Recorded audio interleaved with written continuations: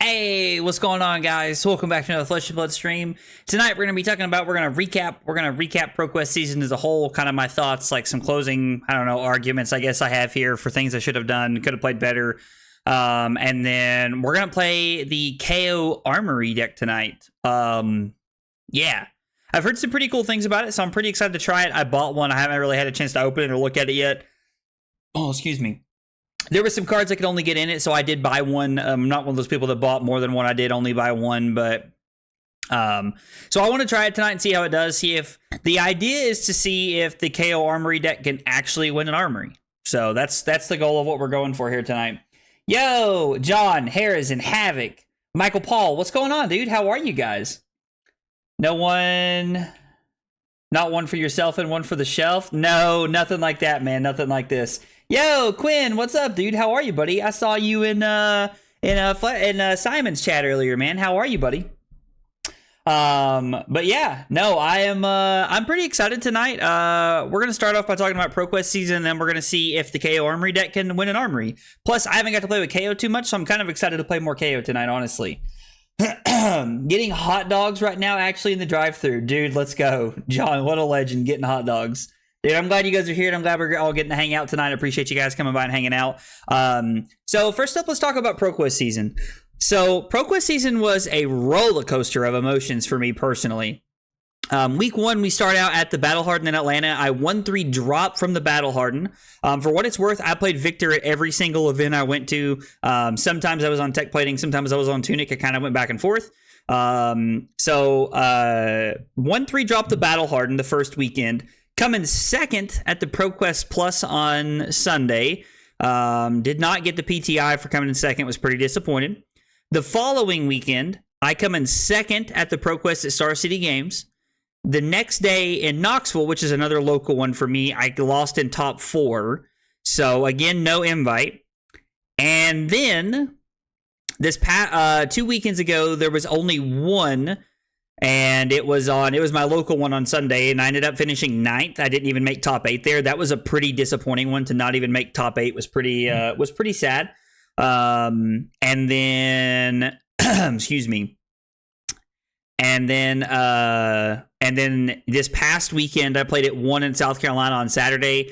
There was not one on Sunday within 500 miles of me, or within 250 miles of me. So there was nowhere I was playing at one on Sunday. But the one in Saturday, I made top 8. I went 4-1 in Swiss. My only loss in Swiss was to a Kayo in the last round of Swiss, which is just a really bad matchup for me. And then in the first round in the top 8 cut, I played against Kayo, the same Kayo I played in the first round of Swiss, and he ended up getting me that time around. He played a really good game, played really clean. His name's Josh. He's super nice guy. I played him a couple of times. He comes to ProQuest kind of like here locally in RTNs and stuff like that. He's super nice guy, super great, very good player. And he did a really good job of setting up Cast Bones and Blood Rush on like the same turn. So that he could have those back to back and just put me on the back foot, and I couldn't keep up. Hey, Caleb, what's up, dude? So ProQuest season was a roller coaster by far, because I've never come so close to qualifying so many times. I have come in second multiple times across RTNs and ProQuest and all these things, but it was by far the best I've ever played during a competitive season, but I still wasn't able to qualify. So it was pretty disappointing. Pretty happy with some aspects, but pretty disappointed all at the same time. I don't know. It was pretty weird.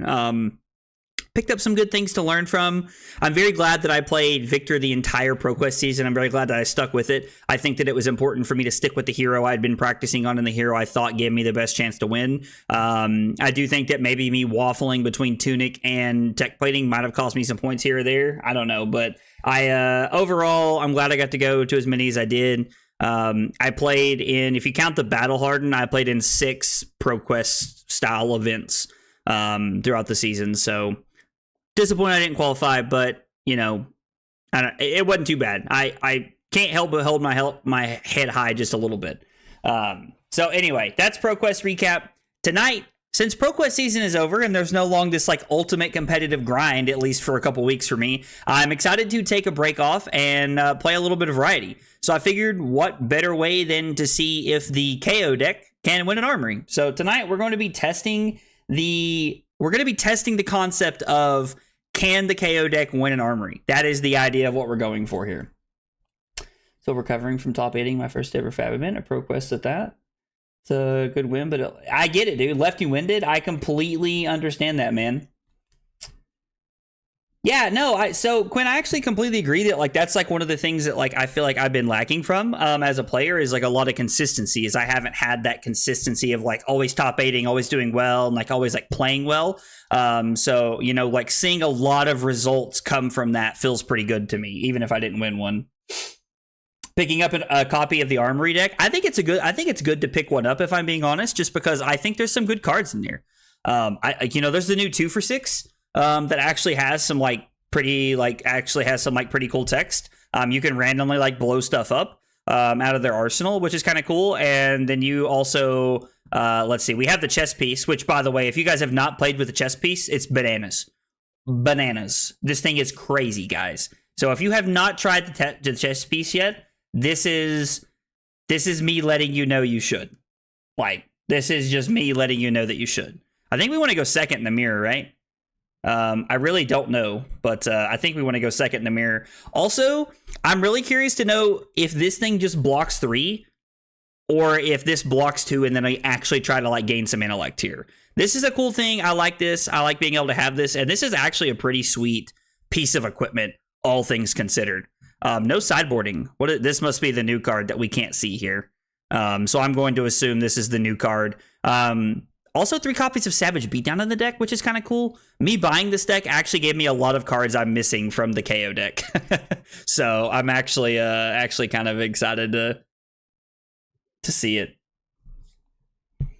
What heresy that I'm playing Kayo? I know that's exactly how it feels to me too. That it feels like heresy, if I'm being honest. Didn't go so well. Sad, but lost a variance.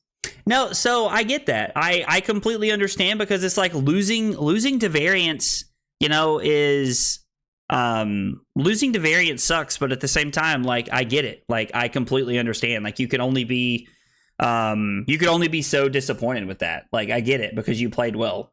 I completely understand. Have to roll Knucklehead tonight? All right, we'll roll Knucklehead tonight then. We'll do it at least once. We'll probably do it more than once just because I'm crazy, but all right, so we both revealed blue 5, so we both had 6s, but nobody gets an agility, which is pretty okay with me.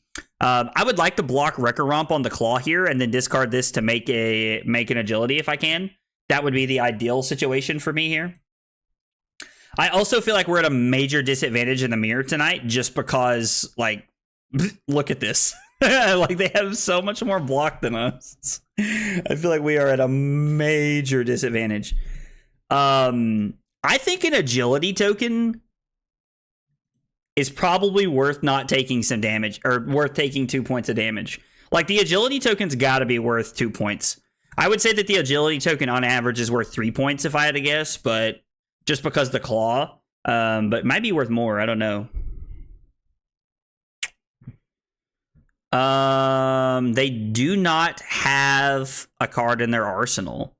So I think we might just lead on, like, did we just lead on Wreck Havoc here? We have the agility, right? Like, we should just Wreck Havoc into Wild Ride and then Claw. Probably the best play that we could make here. I mean, we can't do anything with it. Yo, Gonzalo Pereira, I really hope I said that right, man. Thank you so much for the sub on YouTube. I appreciate that, brother. We got 3 questions that we ask everybody when they're here for the first time. What's your name? What got you into Flesh and Blood? And what are your favorite hot dog toppings? Or, you know what? Moving forward, if you don't have hot dogs in your country, or you guys like don't eat hot dogs, like, you know, tell me some of your favorite foods then. Let's talk about it that way. I'm also super happy to talk about that. But can you fire any quick tips on how to beat them as Victor, or how you found success versus KO? Yeah, dude, absolutely. I'm happy to talk about that. So I think, if I'm being wholehearted honest, I think a lot of it comes down to, like, a lot of that comes down to some of it's luck. Oh wow, they're giving us fleshback super. That's a W for us, I think. That is like a big W for us, I think. Sorry, hang on. I guess we can just... There's 30 blues in this deck, by the way, which is crazy to me, but I guess we can just throw the claw here, right? So like one of the best things you can do against as Guardian, I'm a firm believer that as Victor, you don't want trounces in the deck. You want to be playing Test of Strengths. Step number one of winning that matchup that I would give you, I think this is a newer player, that I would give you is that you want to, is that you want to arsenal your pummels, because that's where you're going to get a lot of value, is by having them in arsenal so they can't be flesh bagged. And then at that point, it's all about making sure that we are pitching correctly. I mean, this hand is probably block. We just pitched a blue and a red, which means we want to pitch we want to block with Riled Up and this card, which is this is the new 2 for 6, by the way. And then I think we're just going to throw the Assault and Battery. Actually, we might block 3. If we block 3 with the Riled Up, we can throw the Assault and Battery, probably discard this card, right? Like, I think that's better. It's probably just a better play here. But like getting Pummel into the arsenal is one of the best things you can be doing in that matchup, in my opinion. I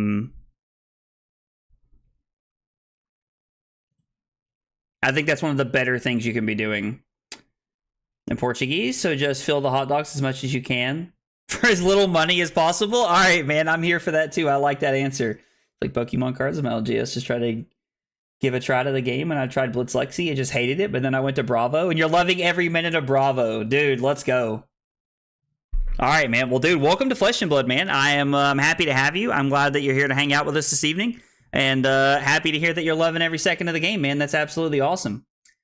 Adrian said, man, I effing love hot dogs, bro. I tell you, Carly and I had pigs in a blanket with cheese for dinner tonight, fam. Like, straight up. That's what we had for dinner tonight. We're about to really... Oh, will it not let me play this card? Like, can I not play this card? Is it not going to let me play the card as the card? I thought even if it didn't have the image, I thought it would still let me play the card. Am I wrong? Oh, no. This is so bad. All right. Well, we're about to sit and talk about how bad this is.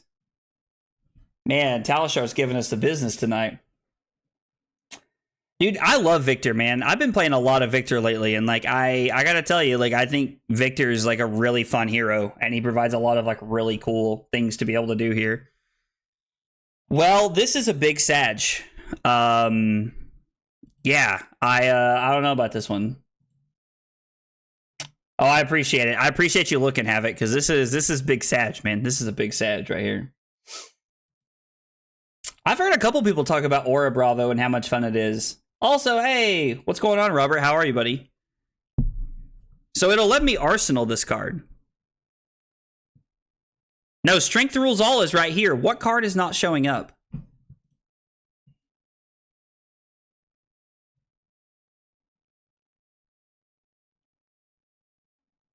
What new card is in here that's not Strength Rules All? We just saw the run, rough saw, whatever it is. So, like, we know it's not that. Also, is this hand as crazy as I think it is?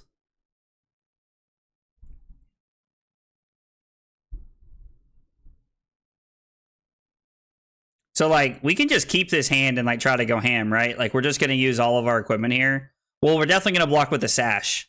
Because I think this is as good as it gets for the Sash. Yo, Sax, what's up, dude? Though we just pitched the new one for 5 card, Brad. I think we just pitched it.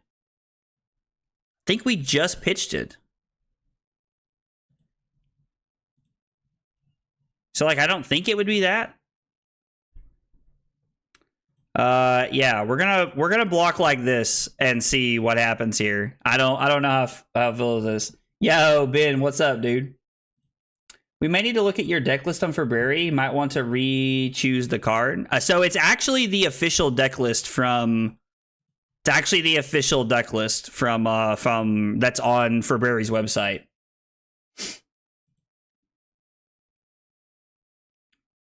Never know what to do. I mean, hey, man, like that. It comes with practice and time, man. 100%. It comes with practice and time. But yeah, Kano is a terrible matchup. I do agree. So it's gonna let me play this card.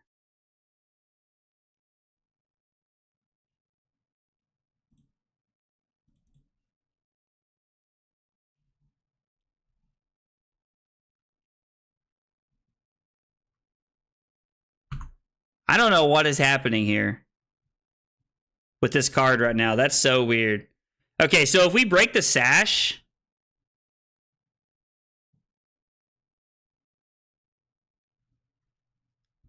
I mean, let's just break the sash, right? Like, we should, right? Like, let's pitch the Smash Instinct. We got rid of a riled up earlier. So we discard. All right, let's go ahead and break the Hide Tanner, right? Like, we might as well. We are not going to break Beaten Trackers here. How often do I stream? Normally it's 3 or 4 days a week. Is it Gonzalo? Gonzalo? Am I saying that right? I really hope I am. But normally 3 or 4 times a week. If you're not a part of the Discord, man, you should hit !Discord. Or you can find it in the description in the YouTube video. And you should join the Discord. I always post about like what I'm streaming there. Absolutely dunked on by Aura Bravo, piloted by a player from 3 hours away in the quarters last night. Dude, I really want to play Aura Bravo. It looks really cool. Robert said, hi, Tanner. I barely know her. Dude, Robert kills me, bro. Robert cracks me up, fam. Oh, man. God, that's so funny. Don't say Aura Bravo? Dude, Aura Bravo is so cool. We're like playing Casino Bravo. Yeah, the only other one. Oh, Battlefront Bastion. That's what it is then, I bet.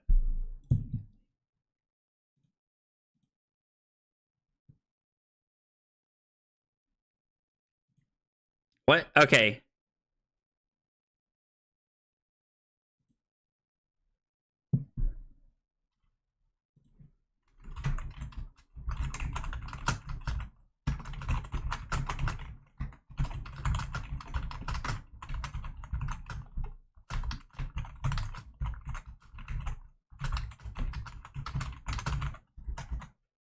All right, I'm gonna ask if they care if I manually add my action point back.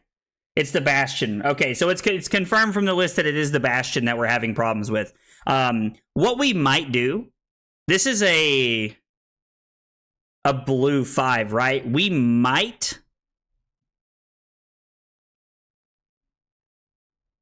All right. Yo, Trent, what's up, dude? And yes, I am wearing pants. It's a blue 5 that blocks 2, and it says prevent 1 damage. Okay, so I think for the purposes of our experiment, what we can do... Hang on. Let's make a copy of this deck. Armory deck Kayo. And then what we're going to do is, since the card isn't working, we're going to cut the Bastion, and we're going to add Fiendl's Fighting Spirit at blue, because it's a blue 5 that blocks 2, and it has a similar effect. Now, I understand that we are cheating just a little bit here, because I do think that Fighting Spirit is technically a better card, but I think this is a fair substitute here. Bro, right? My opponent just concedes on the spot? Crazy. Crazy. I mean, it doesn't technically block 3, right? Like, it blocks 2 with a prevention effect. So I think that it's safe to, like, add in Fiendl's Fighting Spirit this way. I don't know. OTK. Bro, y'all are killing me right now. Also, I think we're going to go ahead and say 1-0. Going to be honest, I don't know that we were going to win that game, but my opponent seemed kind of new. So I think we were going to come away with a win right there. So we're just going to... We're gonna cheat a little bit. That's right. 1-0, son. Y'all already know what it is.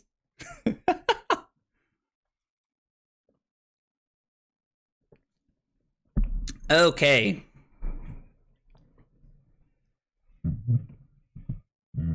I mean,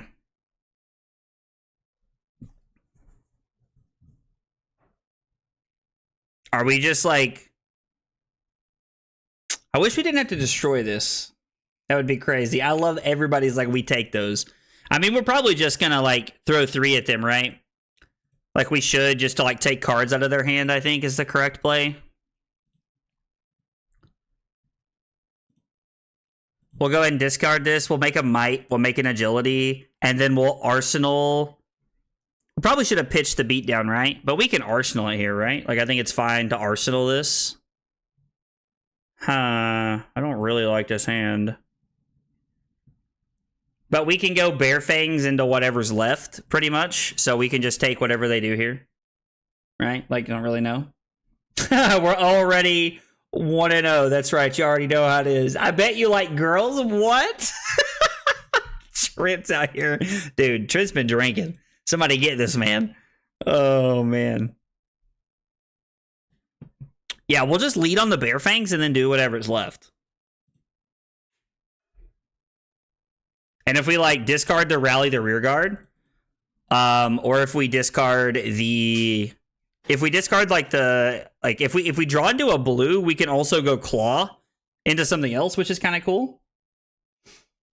Somebody said get this man a drink. Oh God, that's 6. Oh boy. All right, well, we're behind early, but that's okay. We ain't scared. No, we're not going to do any of this yet. I mean, we get to have a pretty good turn back, though, right? Like, we get to do this in the claw into Clash of Agility. Or, we could go Savage Beatdown here, right? Do you guys think it's better to go 12? Or to go... I mean, we want to use Claw here, right? Like, we want to use Claw here, right? Like, we want to save this for a turn when it's going to cost 2, right? So we can use it with the Sash. Like, that would be the ideal turn for us. But, I mean, 8 and 12 is just 20 points from the freaking Armory deck, which is kind of crazy. Dude, Trent, what are you on tonight, bro? I want to go with Victor, but I feel like the new... Dude, I am actually really excited to play the new Illusionist. Like, I know that, like, a lot of people, like... that know me and have like talked to me are like hiss when I say that kind of stuff, but like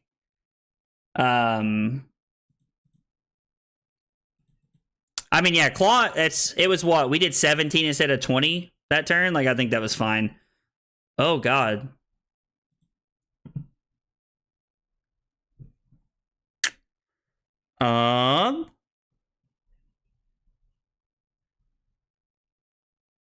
I mean, we could just throw the pulping here. Feels a little aggressive to just throw the pulping. We could throw the humble here.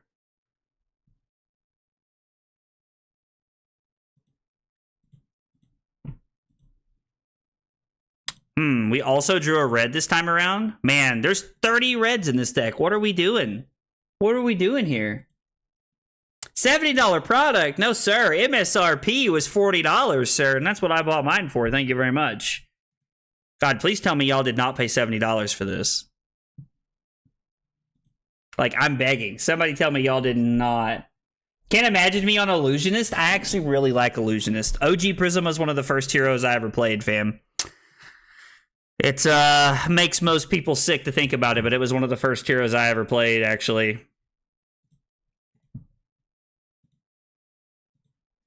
I mean, fortunately, we have to give go again here. Hopefully, there's not a buff in hand.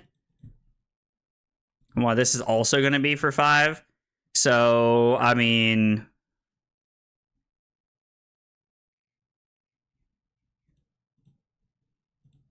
block with the old hide tanner. You should play more blues. Yeah, 30 blues isn't enough, right, Robert? Good lord. I cannot believe that we drew like 4 reds and then another red off the top. To leave Phantasm behind? I hope so. Like, it really looks like it has Ward wrote all over it. And I think that's really cool, if I'm being honest.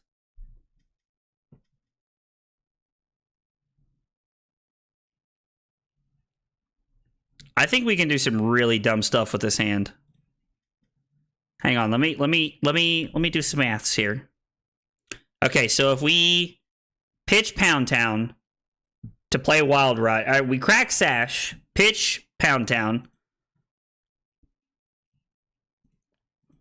We're gonna tell our opponent we're thinking here.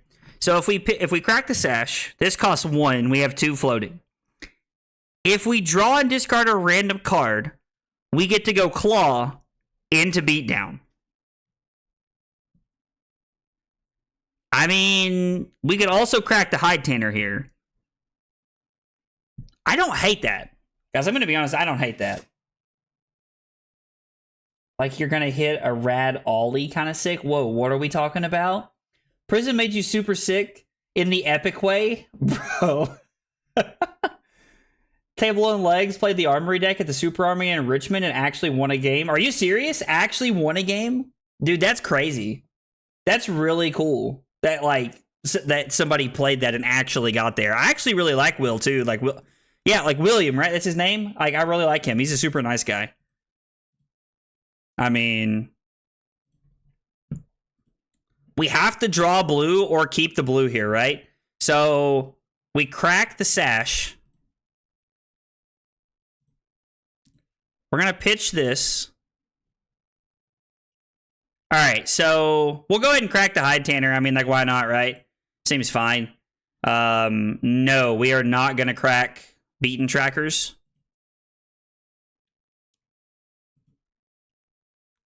Man, we're, like, so close. Like, we need one more card to be able to, like, throw the Clash of Agility and the Savage Beat down here, which would be absolutely crazy. He hit me with Bear Fangs in a beatdown. I was on Riptide. So you're telling me he almost won 2 games. Is that what you're saying? Will Bradshaw wasn't at Will Bradshaw from the Card Guys was not at Richmond. He was at a ProQuest with me actually on Saturday. He also made top 8 playing Azalea. I don't know how he did. I don't know who won that, but I know he made top 8.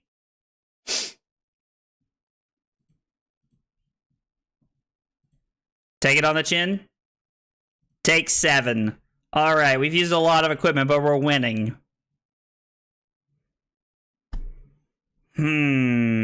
Well, this hand only does one thing, boys.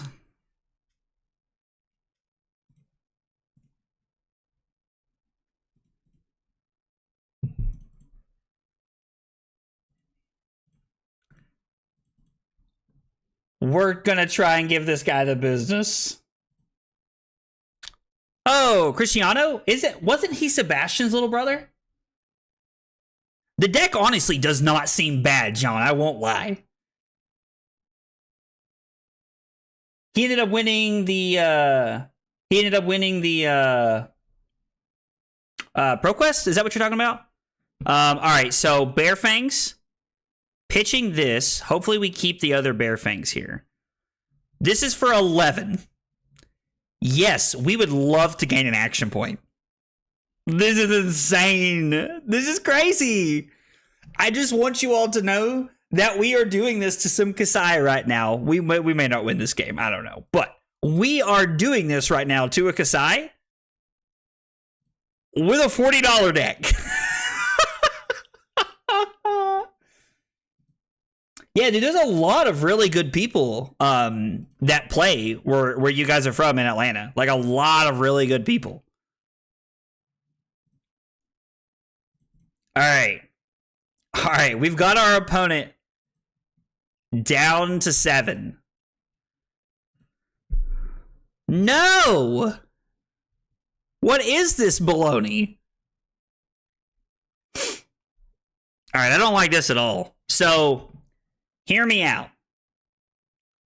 We can block 7, crack the Knucklehead, Arsenal the Pulping.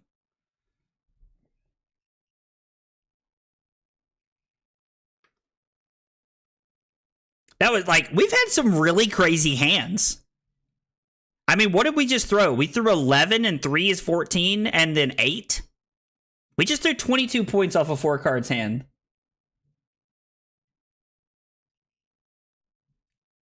I mean, the blue count might actually be behind. Like, we may be off on the blue count. I'll check after this and see what the blues look like. 5 go again, huh? Or hear me out. We could not block anything. Throw the pulping, arsenal whatever's left, and then crack the knucklehead? I mean, we're cracking knucklehead, right? Like, it's just happening. It's just happening. Oh, dude, Minja, you're good, buddy. Need to tap out? No worries, man. Thanks for coming by, Havoc. Hope you have a good night, brother. Hope you are able to come back and join us, but if not, I understand, brother. Okay. We're trying to set up for, like, the finishing blow here. This is definitely going to be an in the swing. Shift the tide of battle. Oh, he's going to throw the, he's going to throw nourishing at me. Okay. So I think we have to make a real decision here, guys. Like, I think that we can't just give him this, right? Are we able to win the game if we give him a 5-card hand and go to 8? Like, I mean, I could block 5 and 6 here and stop this out, right? But it does look like... I mean, it's kind of cool. I won't lie, Nathaniel. It's kind of cool. Or are we just all in on the plan of pretty much saying no blocks this game? I mean, pulping for 7 with dominate's pretty good, right? Like...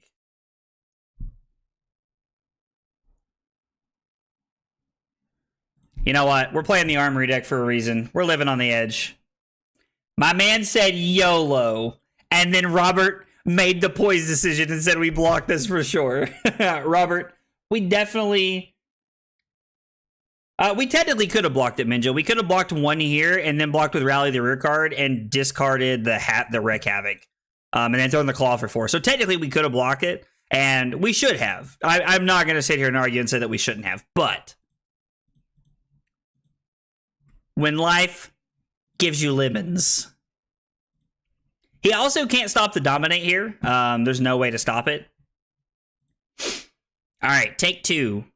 We make a new might after discarding the bear fangs. That's right. See, we blocked enough playing Victor. That's exactly the kind of attitude I'm talking about. All right, chat. Drum roll, please. Knucklehead. I mean, all right. Nothing ventured, nothing gained, I guess. We're going to roll a 6 tonight. And I say that because I'm going to keep pushing it until we roll a 6. Oh, man. Oh, boy. Well, cash-in's terrifying. We are at 8, so we could just be dead here. I mean, the good news is that we can block 5, I guess, and then throw pulping for 7, dominate again. Oh, no, Martin, it was totally not correct to not block there. Like, that was totally for the memes, bro. Totally for the memes.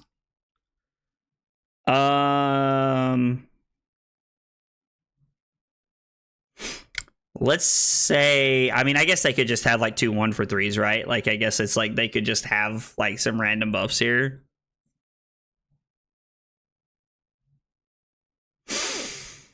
Let's block 3 and see what happens. Stream doesn't end until we roll a 6 on the knucklehead. I like that. All right, so we take 3, go to 5. Kasai, they make a gold. Blah, blah, blah, blah, blah. Is that double blade flurry? Jesus. All right. I mean, we're probably just dead here, right? This is for 8. So if we block 2, we're definitely dead. And if we block here, we're still dead. Yeah, so we're just dead. So it just actually didn't matter. And I'm sure that they have a buff in their hand here. It doesn't matter. But yeah, no, that was unfortunate. 16.5 and an average offensive value of 4.33. And we almost got there against the Kasai. That game was probably closer than it should have been. Let's just be honest. All right. So that's the new goal tonight. What is we're gonna go for a 6 on Knucklehead tonight. All right, let's count the blues here to make sure. This is the deck I'm playing. I don't want the results. I don't care about that.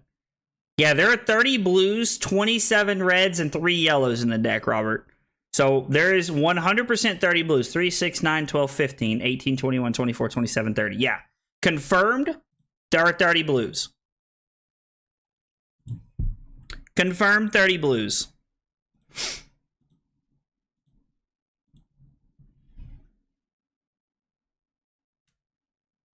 Wouldn't you be alive with OG card? Are you talking about like if we had blocked with Rally the last turn? Like if we'd stopped the Nourishing there? I mean, if we stop the Nourishing, we throw Claw for 4 and like they take nothing, and I mean we're alive probably, but highlight of my PQ was yesterday playing a 4 gold Raisin Army against an Azuri who was at 7. Dude, Raisin Army is such a good late game card, bro. That card is so obnoxious late game. Like it's crazy how good that card is at the end of the game, man. Oh, wholeheartedly, man. If we cut Rally the rear guard and added in Blood Rush Bellow, and we cut like if you cut the Wreck Havoc or whatever the CNC, we have CNC at home card. If you cut we have CNC at home for like swing bigs, and you cut the I don't know, like the Rally the rear guard for Blood Rush Bellows, like I would take this list, add those 6 cards, and play it on Friday night. And you could probably win with that, honestly. Oh, would we have been alive with the OG card? Yes, actually, we would have. We would have been at 1, barring they didn't have any pumps right there. I keep opening my deck to sideboard, and like there's nothing to sideboard. We just have our 60 cards we're playing.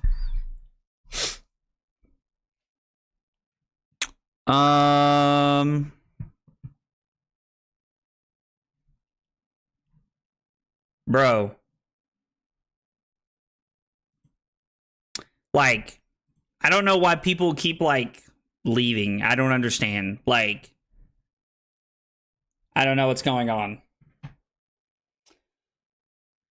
They played a...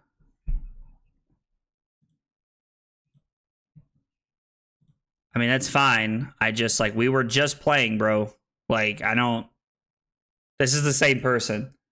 Yeah, and then they left. They understand that they're like... Yeah, I don't know.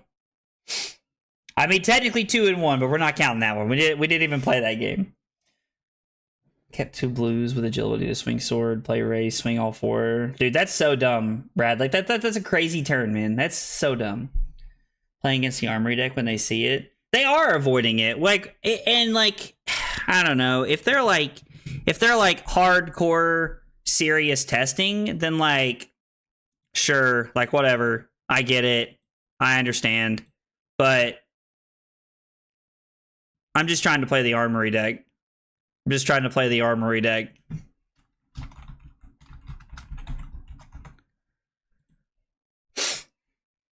We're just trying to have fun tonight. This is Taylor's friend from Battle Hardened Atlanta. The other Katsu player.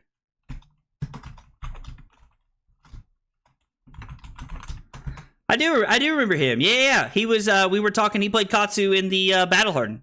We were talking and laughing about I was talking to him about playing Azalea and trying to learn Azalea. I totally remember this guy. Yeah, absolutely. I get it. They want to be new player friendly. Yeah, no, I agree. Blood Rush Bellow, like, I think is a like very good card to like.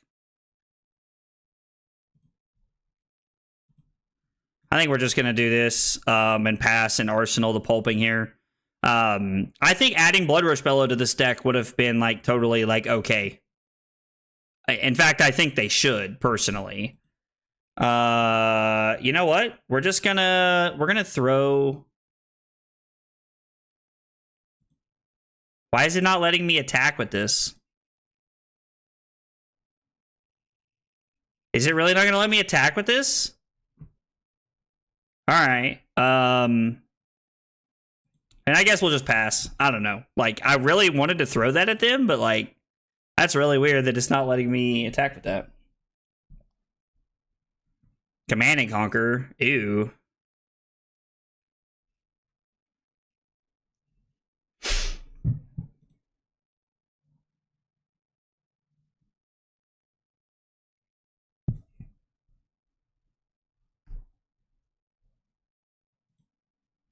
Oh, this has go again because of the agility token, which is pretty bananas.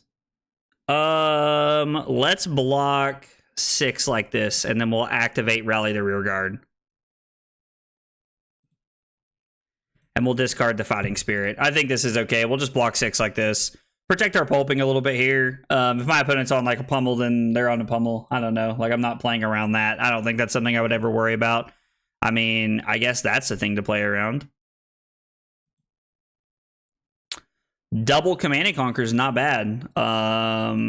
So we'll block 6, I guess. Not a hand I was expecting my opponent to have, but I guess it's something. I mean, I really hate that we're about to waste the might and the agility we created, but it is what it is. All right, well, this hand does not block, so... Is this hand bananas? This is a sash hand, right? This hand's just absolutely stupid. Yeah, this hand's just crazy, right? Yeah, this hand's... We're about to go nuts with this hand. From BRB into the deck, and almost sweeping armories. Yeah, James, I totally agree. Like, people were like really like taking a crap on this deck to begin with, and it's like the deck is actually like kind of nuts. At least I think anyway. Like, the deck is like actually pretty cool. I mean, we just had an AVPT of like 17 something, like over like 6 turns last game. Yeah, the double CNC was really good. Humble rack. I'll probably pick up the deck just through. I mean, I think adding BR bro. So, like, we literally just can't block this. I mean, yeah, it is what it is. That's, yeah. Like, if I could block this, I would, but, like, physically cannot block this.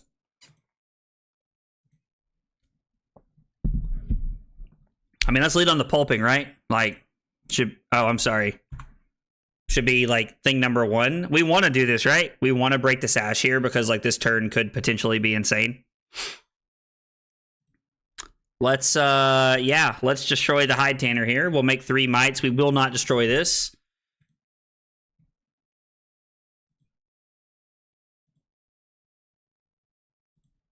Six Dominite. 6 Dominite.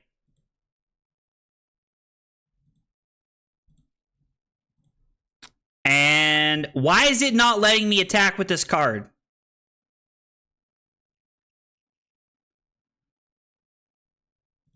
I mean, I guess we're throwing this even though, like, is it only brute cards? No. Is this card broken?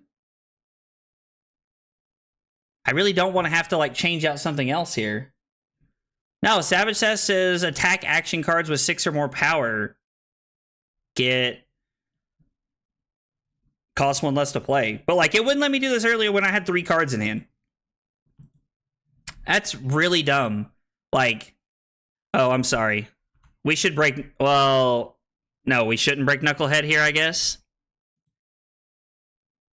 Should we? We didn't block with it. Like, this is as good as it's gonna get, right?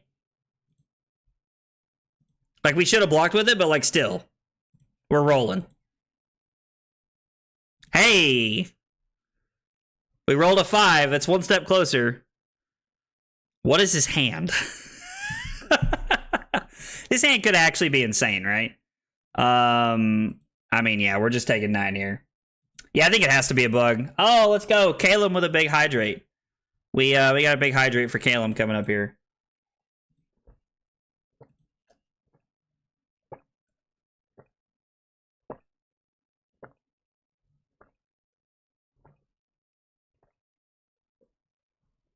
Okay.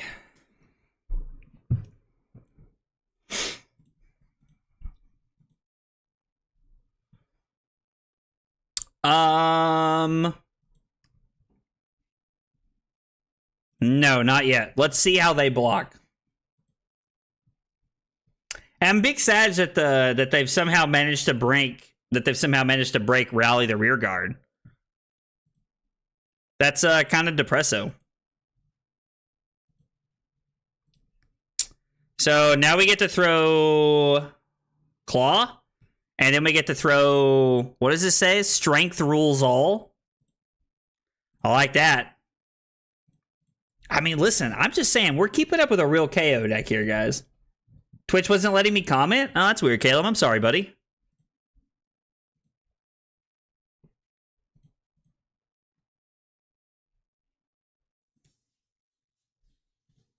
It's like maybe my opponent just like takes 13 and dies.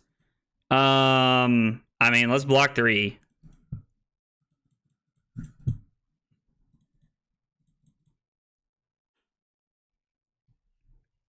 We are gonna go to 9 here, I think. I'm glad it's working. I'm glad the YouTube's working, man. I don't know what's going on with Twitch tonight. Maybe Twitch is like having a stroke tonight. Would not be the first time that one side of the streaming software has been having a problem.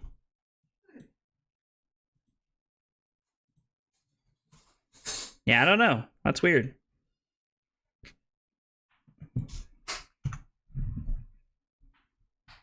Uh-oh.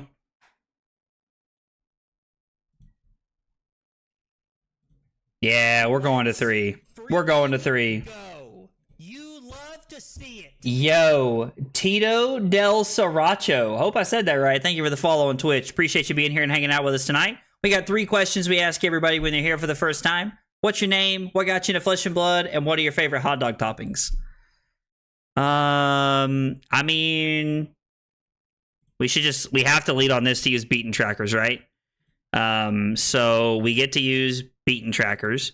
I mean, this is a 17-point turn, which means my opponent really doesn't have to give up that many cards, but so that's all they're going to have to give up here. They can technically go to 1 after this.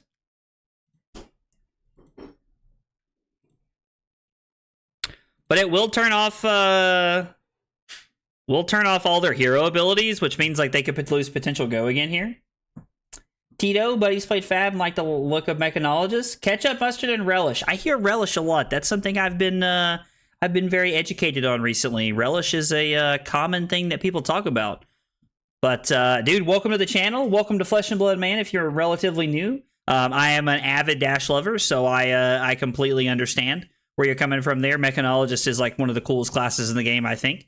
But welcome to the channel, man. Thanks for being here and thanks for hanging out. Oh, no. I mean, we just have to block 8 and go to 1, right? Man, that's a big sag. If he would have, like, missed there and, like, had, like, a non-natural 6, that would have been, like, best case scenario for me. But now we're probably going to lose. Oh, no! Come on. Dang. Yeah, I mean, we would discard this one and just pass here. Dang it. Big sag.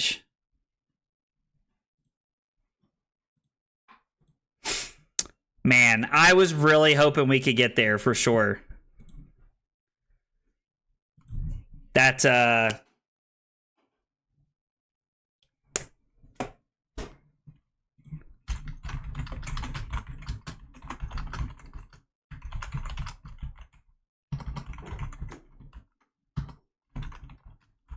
New Blue is bugged. He was asking if it's like an upgrade style like deck or if it's like just the armory deck, and it is straight just the armory deck. That we lost a game where we had no blocks to a nourishing.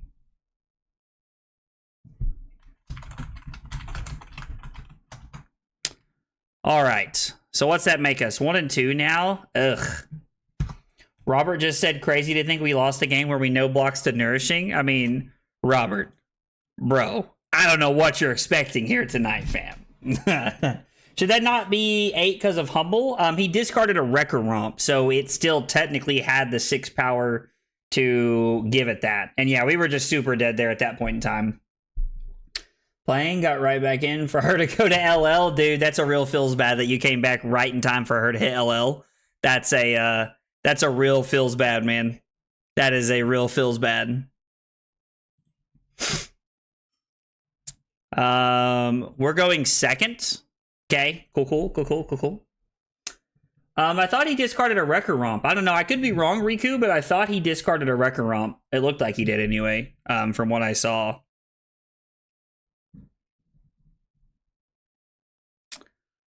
I played Fi that had like 12 or 15 blues in it and did not draw all red hands as much as I have tonight. Now, granted, I understand that I haven't rolled an all red hand here. We're gonna wait. We're just gonna take 3 here. So you can play, should replace them. Keeping up for certain arrow, but run out of gas fast.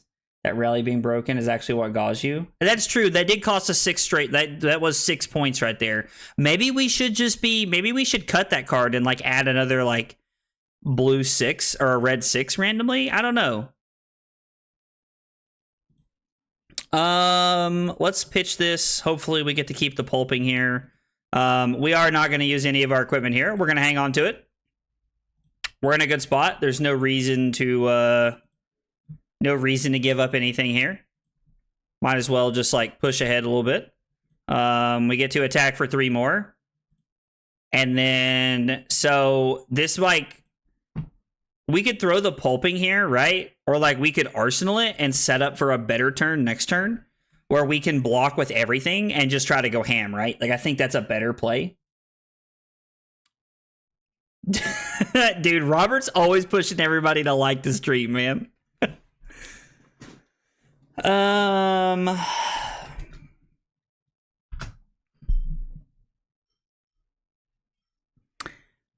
technically need all of this to block CNC if they have it, but does it even matter?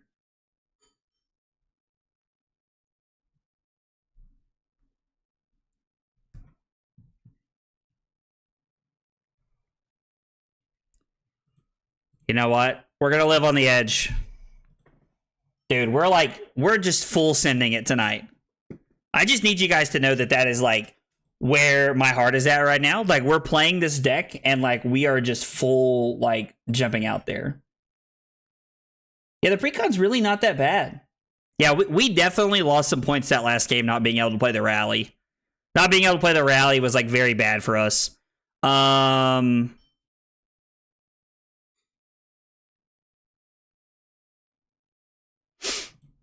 So let's crack Sash.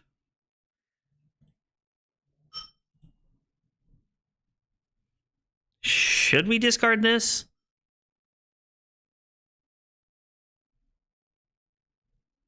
I don't think we should, right? Like we should leave this in hand and like hope that we can like randomly get this intimidated or something.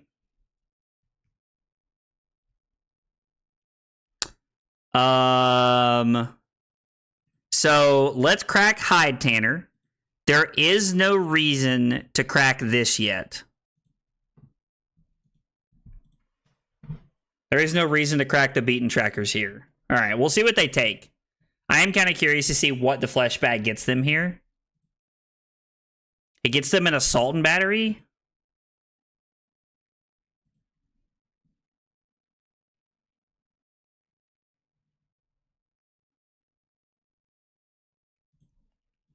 So we claw.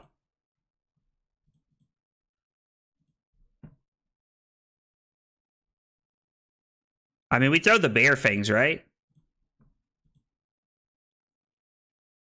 So do we want to crack the beaten trackers to roll the knucklehead? I don't think we do, right? I think we just want to throw 7 at him here. I think this is fine. I don't think we want to crack the beaten trackers here yet. So we could crack the beaten trackers to like crack the knucklehead, but that seems like bad. That just seems bad. So let's do this. I think we will arsenal this. There's a lot of blue cards in our deck. Dude, that's a lot of runners you're chaining the air there together there, big fella.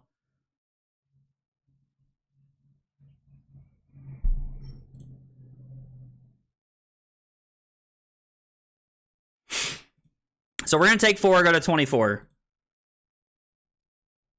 Oh no, our opponent's playing real cards. That's just hateful. So we're going to throw the Assault and Battery, discard the Humble. And this will be for like, what, 8 because of the Hide Tanner? So we make it a Might and Agility for next turn, and then we're going to Arsenal the Bear Fangs and hope that they didn't draw their Send Packing. Because I'd really like to be able to keep this without having to block this turn. They're going to lead on this regardless, which means... So, the, like, it would have to be the one card they don't have. I feel like we can actually have a pretty gross turn here if they don't have Send Packing. Boo. Okay, let's think about this. We go to 6. We don't have a way to discard a card, right?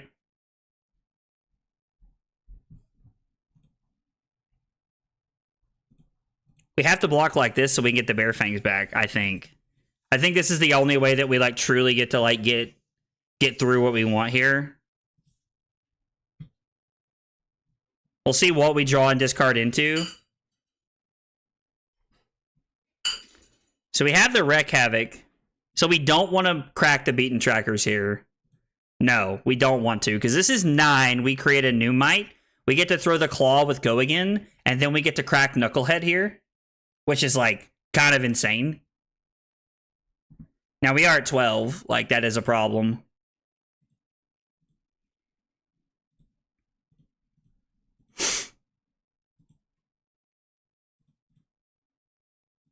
All right. Let's go. We need it right here. Come on. Let's roll a 6. Let's roll a 6. A 5. Dude, we've rolled 2 5s, which is good. Like, that's actually really good. But I want a 6. You're greedy. I am being greedy. We're playing a $40 pre-con deck. Get out of here. Carly's in there talking trash in the other room. Well, I guess he's not talking trash. He's just telling me I'm being too greedy, which I am. Like, let's just be honest.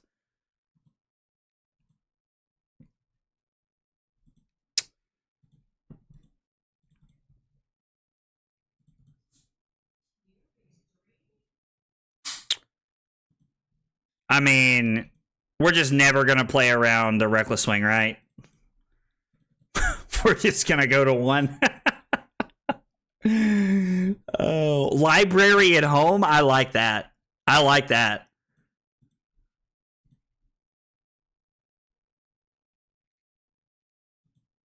That does go to the bottom of the deck, which is kind of cool. There's no reason to break the Beaten Trackers here. I am worried that we have missed our window. Oh no! Oh man. So if we'd blocked 3, we would have had 3 less points there, but we would have like not died, I guess, which would have been better. Ugh. I'm trying so hard to cross the finish line with this deck right now, guys.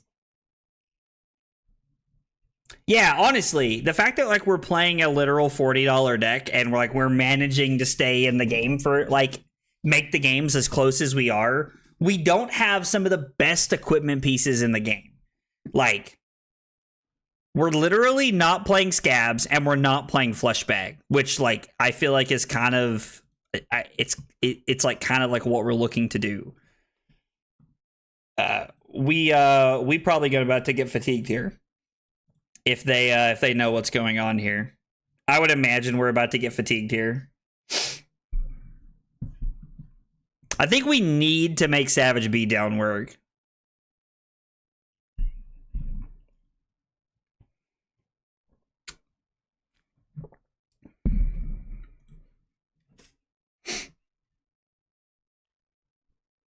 Why did they concede, bro? I'm so sick of people just not wanting to play against me. The one hero I won't play against tonight is Kayo. I'm just like, we don't have any Arcane Barrier. I'm not going to subject myself to that.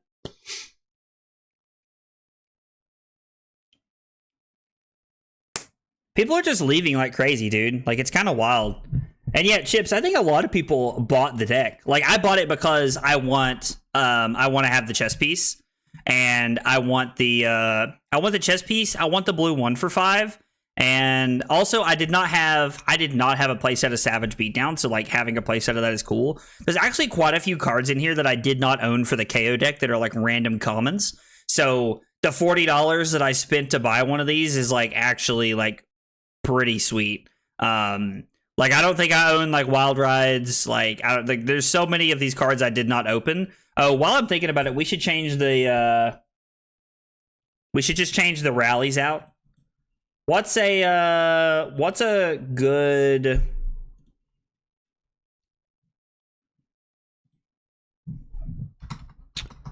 red we can cut rally for?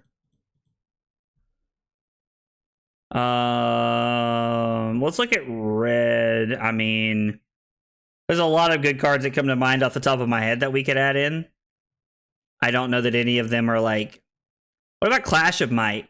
What do you guys think of that one? That seems like a pretty, like, that's a fair card. Savage Feast? I think Savage Feast would be too good here, Drew. Erase Face? I mean, that's a generic. Okay. Alright, let's go. Erase Face or Clash of Might? Erase Face or Clash of Might? Alright, so we got a Clash of Might. Just another generic 2 for 6. Alright. We're gonna do Clash of Might because I think it is definitely an upgrade for the deck. At least I think it is. It is definitely an upgrade, a step in the right direction for this deck, so I think that's gonna be better for us. And 60 cards, and let's make sure that we have the Clash of Might in here, and we're not looking at Rally anymore. Yep, red Clash of Might's right there. I think that's a good card to add. This is gonna be, we're just gonna get fatigued. Yeah, so I was like, I like that the 2 for the Erase Face you suggested, like also blocks for 2, but I do like the Clash of Might because it's a rare, and someone like, that's a card if someone was like, hey, do you have red Clash of Mights? I would be like, here are red Clash of Mights for you to play. Like, I wouldn't even think twice about just like letting someone have that deck. Like, have that card. You know what I mean? Like, I think we're just going to block with the Clash here, right? Like, we want the agility.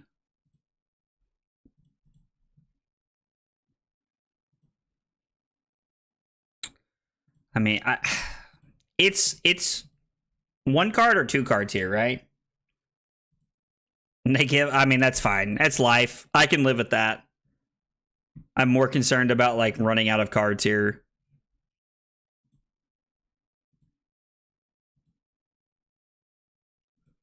Do not think we're going to do any of this. We're not going to crack any of this here. I think that's okay. We're going to come in for 7. And then we're going to throw the Wreck Havoc here.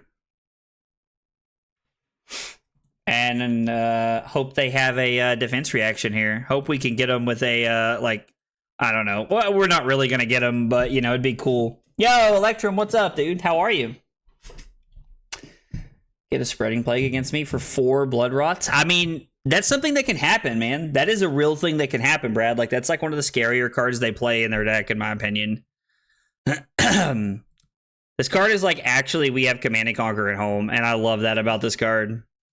Yeah, we're just going to 36 here. Eesh.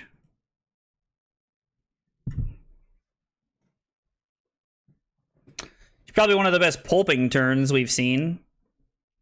Think we can just take 6 here, right?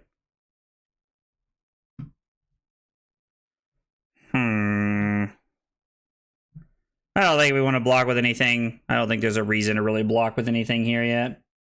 Are you? What you up to this stream? Oh, we are playing the Kayo Armory deck with a couple of changes because some cards are bugged. But the idea is that, you know, we're going to, like, I want to see, can we win an Armory with this deck? That is the whole idea behind what we're trying to accomplish. We are not going to break Hide Tanner or Beaten Trackers. Can we win an Armory with this deck? And I'm going to be honest. Like, right now, we're 1-3, fam, but I think we can. Like, I think this deck can easily win. I think this deck can win an armory. Wreck Havoc doesn't have any text here, but I also think that like they attack our arsenal very well, so we're taking a little bit of a risk by leaving in Wreck Havoc here, but we have a chance for some cool stuff to do. We have a chance to do some cool stuff, are the words that was trying to come out of my mouth right there.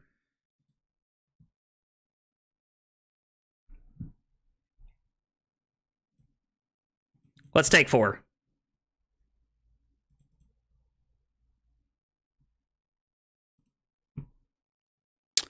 We are going to throw the claw, discard the mighty windup to make 2 mites, give it go again, and then throw the Wreck Havoc. I think this is a pretty fair exchange here. Let's just go ahead and do this. I'm not cool enough to wait to the until the resolution step. Although I still remember the first time somebody did that to me was actually on stream. Trent did that to me. Trent, are you still hanging out in the chat? Oh yeah, there's Trent. I see him talking. You're ready for skirmishes? Dude, when do skirmishes start, Caleb? Do you know? And couldn't go... Yeah, that's true. If the armory deck like couldn't win or do things, like that would be very sad. Be a failure of a product all the way around, I think.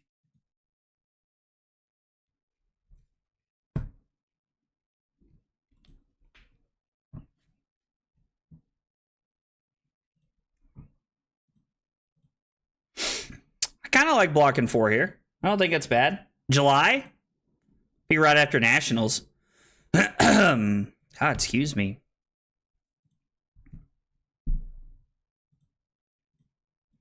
Yeah, if it's in July, then I also am excited. Honestly, I'm kind of excited for. We discard the Clash of Might. Boo, boo hiss. Reliably played an armory. Yeah, I mean, I think like the deck as a whole so far, like this is worth $40. This seems like a reasonable thing to pay $40 for. I wholeheartedly agree. Just another thank you for what you do, and it makes my day better to relax and watch your stream. Dude, Trent, thank you so much, man, for the dono, dude. $20. Thank you so much, man. I really appreciate that. That means a whole bunch. I forgot that I set that noise as the donation noise, and I was like, bro, what is that noise?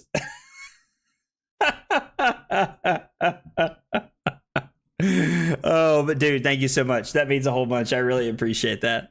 My opponent's hand must be pretty awkward if they my opponent's hand must be pretty awkward if they decided to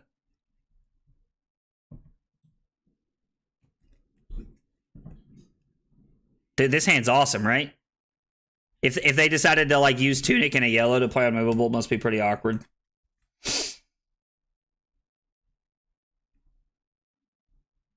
On Briar, dude, I know so many people that love Briar. So many people that love Briar, fam. I'm honestly terrified to block with my equipment pieces because they have temper, and Shred could just like eat me alive here.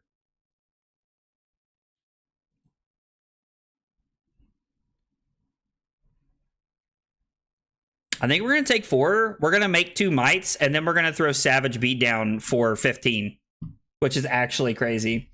I do really like the noise, actually. Like, it's kind of fun, I think, to have that noise set up that way. Winning an armory varies a lot of places depending on what your local scene looks like. So Brim actually makes a really good point that it is a tough target to hit because everybody's armory looks different. And that's very true. Like, everybody's armory does look very, very different.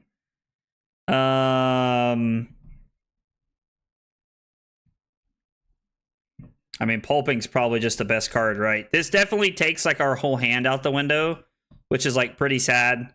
We had a pretty solid hand here.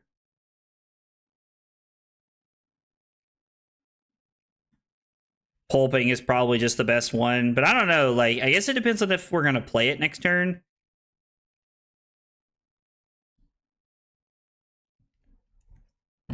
Is there any world we can play? Okay, so if we get a pulping, we discard Strength Rules them all. We pitch this to play the pulping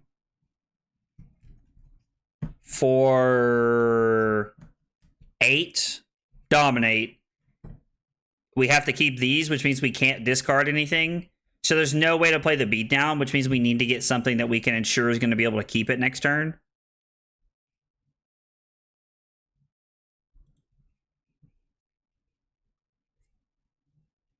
I mean, I guess we're just going to throw the Wreck Havoc here, right? Like, it's probably just the best thing we can do. This is a very good turn to block with my equipment, though. So if we block here, we don't have to worry about getting blown out by Shred.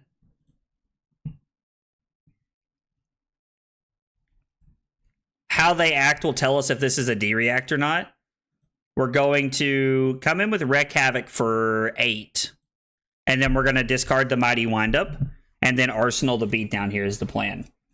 Bolton's deck. Dude, I really hope that Bolton's deck gets this much love. Truly, I hope it does. Because I think the Bolton deck should be cool. It should be cool. My normal armory is all in stores and more realize I'm a better player than I give myself credit for. Yeah, no, Brad. Dude, it's very it's very like when you go and like play against people, like you don't realize how good you actually are sometimes until you play against other people. Like, and like I get it. Like I completely get that, man. Like that's a completely get it. Like sometimes we don't give ourselves enough credit as players, and I think a lot of people understand that feeling.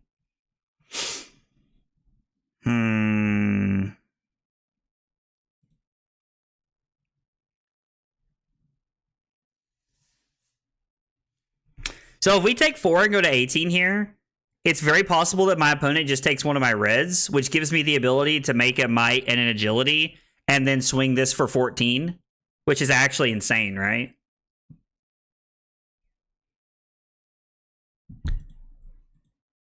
I think we're just gonna say no blocks here and go to 18.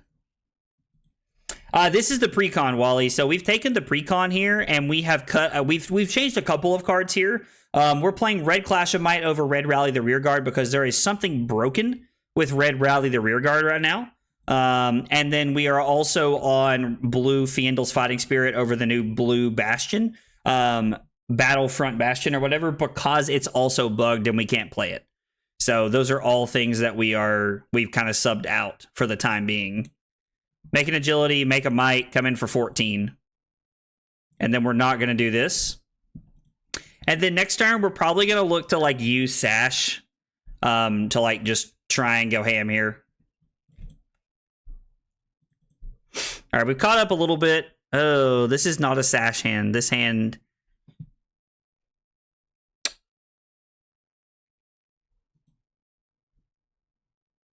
This hand does indeed not go ham, as I said.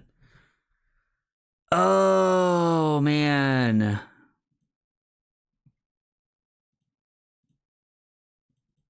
We can block 4 here. We can attack for 6, go back to 19. Technically, this has go again, so what we should do... Dude, Robert is just here for the toxicity tonight, bro. I'm so here for it. All right. Let's go. Let's go. It's knucklehead time, chat. Let's freaking get it. Come on. No! Oh, no! That's so bad. Oh, shit.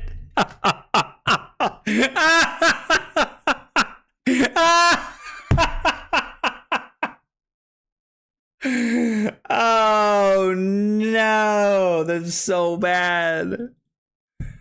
Oh no. Well, we gave it a good run, boys. We rolled 2 5s, so I think we were kind of destined for a bad one there. Yeah, you knucklehead is right. Well, I guess we're gonna Arsenal and pass. Yeah. Oh well. I mean, dude, we really just let it fly right there. That's all there was. I mean, to be fair, we like to Minch's point here, we really didn't get that punished. Like, our opponent threw a command and conquest when we had no arsenal. We're just taking whatever they do. We're gonna hope it's not a disruption piece. We're gonna hope it's not like a arsenal disruption piece. Bro, deal. We're at 5. I cannot click the spacebar fast enough. Deal. Let's go. Now we're about to throw that sash at him, son. Okay. We are going to pitch the riled up. We discarded the Savage Beatdown. Man. Talk about Depresso. I guess there's no point in discarding the beaten trackers. I'm in Discord watching the Arachne play you, and I had to come in here and laugh. Bro, Holden. We're all about the memes tonight, trying to play Knucklehead, fam. Like, that is, dude. Rolling a 1, man. Did you say undo and try again, Robert? It's so toxic. I love it. I mean, we should play the pulping here, right?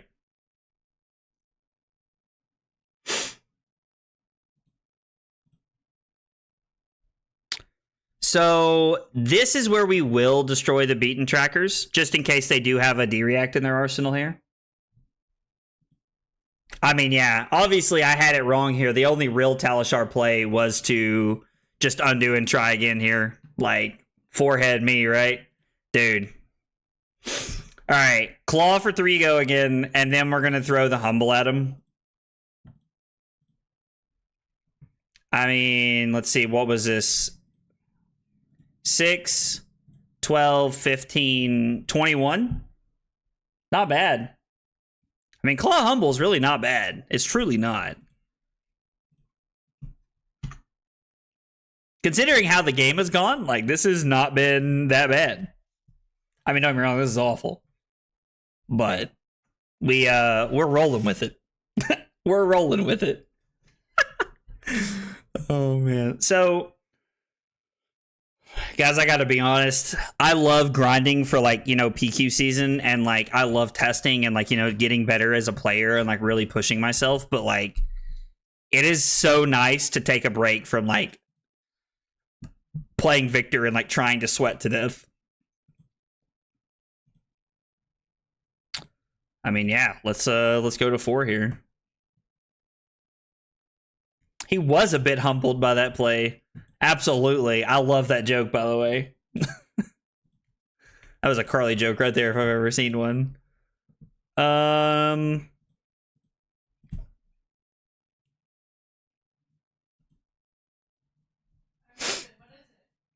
Do I? I played a card called Humble, and somebody said he was humbled by that play. I said that's a Carly joke. Let's throw the claw. I mean, listen, we're doing what we can here, guys. It really is, dude. Like, this, like the fun that I'm having tonight is truly awesome. Like, I'm having a great time playing tonight.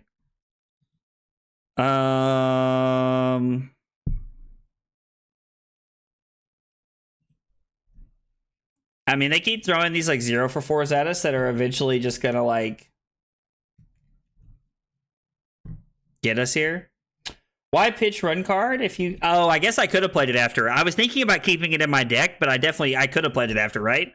So if I had discarded, like, the Wrecker Rump there, like, I don't know, like if I... Yeah, I could have thrown Claw and then played it. Man, that was... Never mind. That's actually, yeah, Riku, that was correct. Good call, man. That's just me being a boob. Good catch.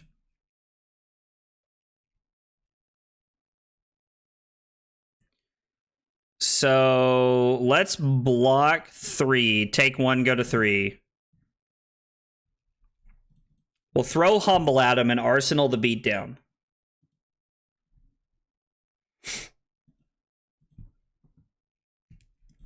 Savage Beatdown's a cool card. We're really clawing our way out of this one. Riku is great at calling out bad plays and misplays, but listen, here, we need that, fam. We need that help. Y'all seen me play many times before. Y'all know how it be sometimes. All right, Arsenal the Beatdown. A Pox. Well, that's just kind of hateful. We're going to block here. And then I assume they're going to throw something else at us and we can block with the Clash of Might. Yep.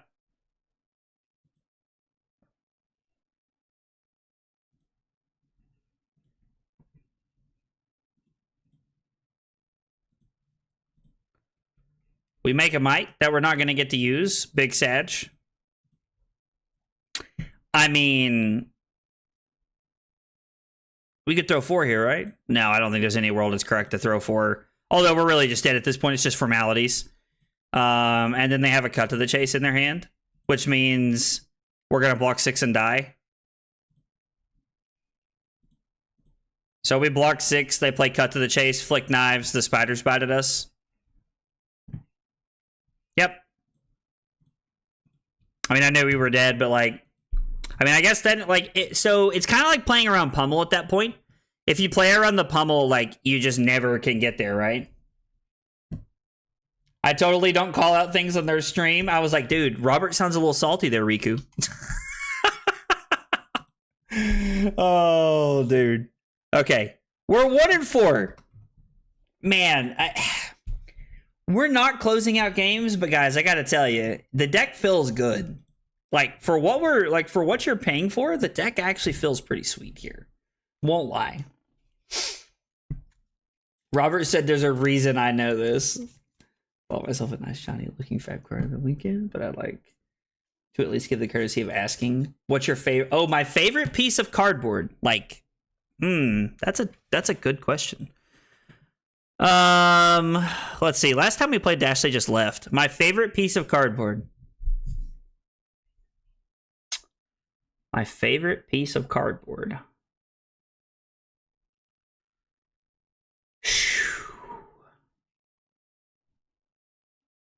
That's a good question, man. You got me on the, you've really got me thinking here about what, I don't know.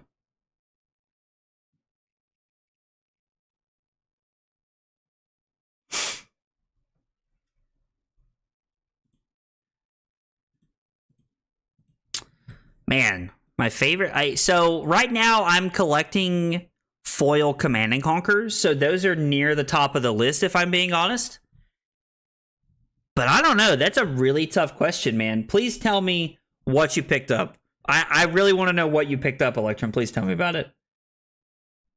Yeah, picking a playset of like power cards. Yeah, like you throw in a playset of Swing Bigs and a playset of Blood Rush Bellows, and you're in there. Like, you spend $40 on this deck. How much are Blood Rush Bellows? Does anybody know? Like, if you spend like, you know, some money on Blood Rush Bellows, like you may not even need a second set of power cards, just a one. Bro, Wally gets it, man. I'm all about some cereal. Salisbury steak and cereal, fam. Y'all know how it be. Y'all know exactly how it be. But if your armory is full of sweats like the Grand P2. Yeah, no, I agree. BRB is like $4 or $5. Okay, so you take this deck, you spend, we'll say it's $6 and we'll round up for tax. You spend $20 to $70, and all of a sudden, like, you've got a deck that's really gonna hold its own. And like, you take the Clash of Mights, those are like 50 cents or probably free. And then you take what's a good brute card that like we could play at a decent cost? Because the one that I'm thinking of is Swing Big, but like that's like $28. Yeah, no, I agree. You could buy this deck and then take another $40 and make it a competitive deck. I completely agree, Caleb. Yeah, I think Command and Conquer might be like my favorite card at the current time. And I've seen Riptide pop up. I was planning on biting the bullet. Turns out they had a cold foil version. Oh, dude, let's go. You picked up a cold foil New Horizons? That's awesome, dude. That's really cool. I am actually like I really like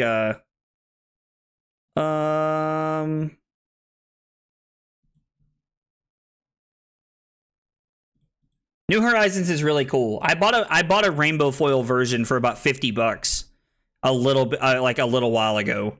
So like it's kind of cool. Like I like to pick up some of those like random L's when they're cheap and they're not in the format. Riku the champ. Dude, I was like, the fact that people know that is awesome. I'm just happy that people know that, to be real. Humble for 7, which doesn't matter because Dash's text is on the board. Like, it's on the board in that Teklo Pounder. So let's go Humble for 7.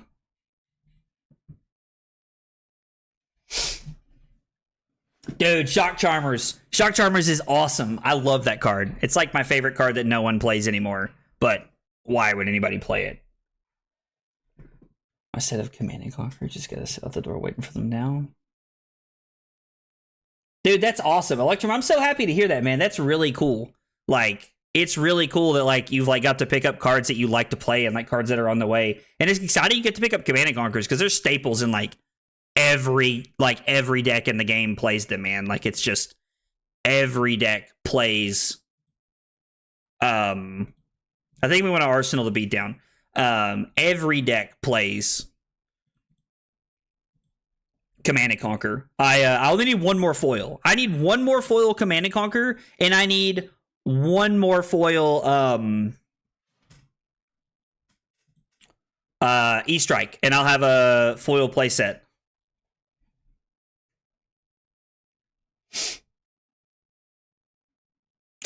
Switch the deck already came with that extra playset of power cards. So I actually agree with you wholeheartedly, Robert, that like Swing Big would have been a very welcome reprint right here, and I think everybody feels that way, if I'm being honest. I think everybody wanted Swing Big as the reprint here. We can save this for another time, right? We have a lot of pretty good cards here. So we get to pitch the yellow to play this, which, I mean, we're going to push tempo. We might as well break this, right? Destroy the Hide Tanner. We are not going to destroy the Beaten Trackers because the odds of them having a D-React in their arsenal is, like, what I would say pretty slim here. The power level was a bit excessive for TOA. I wholeheartedly agree. Tales of Aria was a very broken part of the game. And I think most people are, like, most people feel that way, that it was like a very like big dumb part of the game. Can you pulping Savage Claw strength here with luck and sash? Can you pulping Savage Claw? Dude, you're trying to have it all there. I like that, Riku. Riku's trying to have it all here, fam. Listen, we're up 18 points on Dash right now. So I'm taking the small wins as they pop up. Although, I do think we block with a Clash of Agility here, block with all of our equipment, and we can actually make something really dumb here. If we win the Agility, we're in there like swimwear, fam. Yeah, they don't really have on hit effects, so like we can kind of just block freely against them. And we win the Agility. Never didn't have it, boys. My man said I'm greedy. Oh, you have a playset of Alt-Art Channel Lakes? Dude, that's cool. That's something I'd like to have. We're taking 5. This is going to be Max V, right? About to be Max V to the moon. Activate Heart. Throw Max V at me. Cry myself to sleep. Hey, guess what, buddy? I'm still up a point. Hey. Now my opponent has all their equipment. Obviously, I'm just like trolling right now. But, I mean, do we want to crack Sash? Actually, it's better to just go Bare Fangs, Mandible Claw, Knucklehead, right? Heck yeah, it is. Heck yeah, it is. I've never seen a cold foil Genesis. I own a rainbow foil Genesis. It's in my binder, but I've never had a cold foil Genesis. That would be cool to see. I need my full Marvel set. Oh, you're missing 5 Marvels? Which Marvels are you missing? I have one that if you're going to be at Nationals, like, and if you need it, I'd be more than happy to, like, try and hook you up with it because, like, It's been sitting in my binder since Carly opened it. Because Carly opens all the good cards when we open our packs. Like when I buy a case of a set, Carly opens all the good stuff, which I should just let her open all the packs. Duh. Forehead. I'm in the EU, sadly. Oh, I did not know that, dude. No, we're not one incoming for Knuckle. No. Play me in person, you'll see a playset. You have a playset of Cold Full Genesis? Dude, I bet that's expensive, fam. Alright. We're throwing the claw. I mean, guys, this might be the best position we've been in to win a game yet. I'm just saying. Okay. Alright, let's do it. Drum roll, chat. I'm really bad at drum rolls. Let's go, baby. We need a 6. Come on. Damn it. I'm rolling this card to try and draw extra cards, and I keep drawing a 1.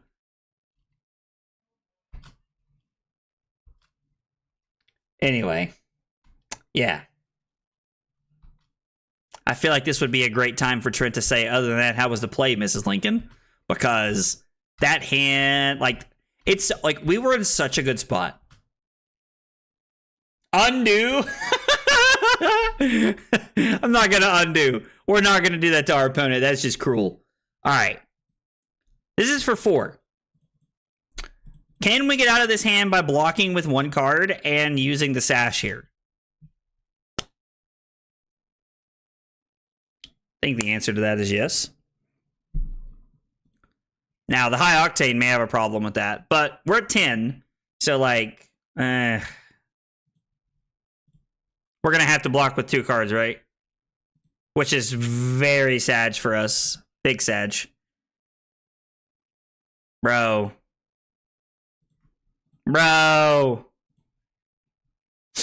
Oops. I should just, like, dude, we should just go into regular ZC after this and just, oops, and I'll just undo every time I roll a 1.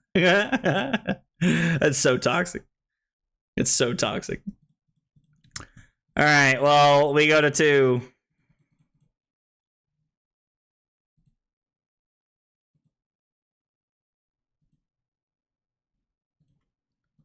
We block 1, go to 1. None of our cards block. Curse you, James White. No, don't activate heart and be smart. Hey, Rhyme, didn't even mean to. I believe you're dead. Yes, as the kids would say, I think I am dead here. Boo. We had an AVPT of 15 and a 3.46. Man, which is like really not that impressive, but dude, we were in such a good spot until we rolled a 1. Guys, we're gonna roll a 6 tonight. I'm rolling the knucklehead until we get a 6. Like, we're doing it. Hey, Kyle, what's up, dude? Some videos showing off the new heroes with the Blitz deck. I did actually. I actually watched the Enigma versus Zen one last night. Well, I watched part of it. I was falling asleep, so but it looks really cool. I mean, yeah, if so basically you can like what is flesh bag, like $40? So you spend $40 on the deck, you spend $40 on a flesh bag, and then you spend $20 on like the excuse me. And then you spend $20 on a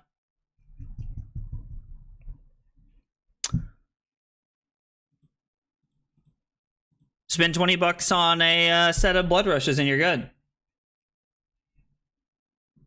Just run both KO specializations. Brad, yes, I am trying very desperately to get a hold of one of those, brother. Rainbow Foil Civic Steps has been on my list for a hot minute. Bro, there's 30 blues in here. What is going on?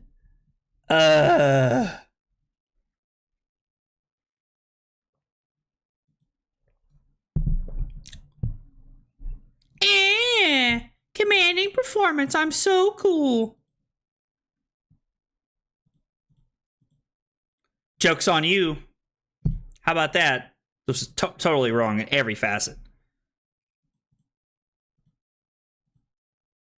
We don't even have like blue to like throw the claw here. Yeah, this was so bad.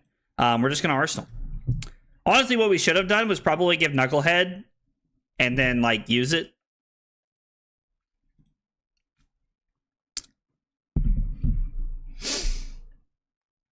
Bro, I want to see 3 blues a turn. Yeah, no, we couldn't use them. That was totally wrong. I'm just, bro. I'm like, we're totally just like having a blast memeing tonight, like playing this Kayo deck, bro. Okay, on a serious note for a minute, buy the Kayo deck, buy a Scowling Flesh Bag, and buy Blood Rush Bellows. You win an armory with this deck. $100 and you start, and you are good. Facts. We can't crack Sash here, right? Like, we just don't have any, like... I mean... We can block 5, though, right? Hey, blocking 5. Making copies. That didn't hit, really?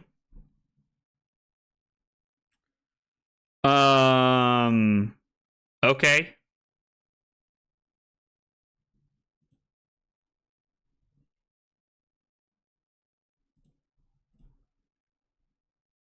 Okay, we are not going to use Hide Tanner. We are not going to use Beaten Trackers. We are going to make a Might, Arsenal the Pulping, and go ham next turn. Yeah, no, if you have BRB, like, we can totally carry this to a win. Oh, Kyle said hydrate. I miss Kyle's hydrate. Let's go. We got to hydrate for Kyle. It's $150? Brad, are you telling me that you want to sell your Rainbow Foil Civic Steps? Asking for a friend. I would like to pick one up. It is currently behind a couple of cards that I need to pick up, but I would like to pick one up. I mean, we're just not blocking this, right? Actually, we should just give all this on the next one, right? No blocks. I'll see you in hell, Dorinthia. Oh.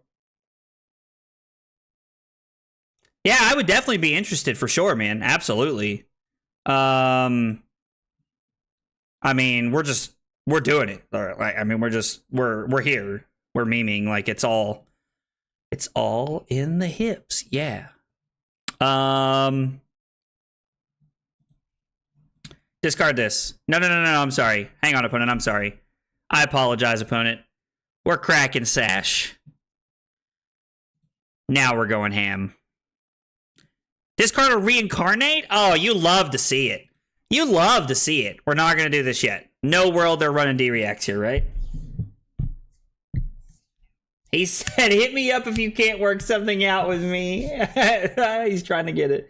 Gonna keep them until I realize how much they are? Things I...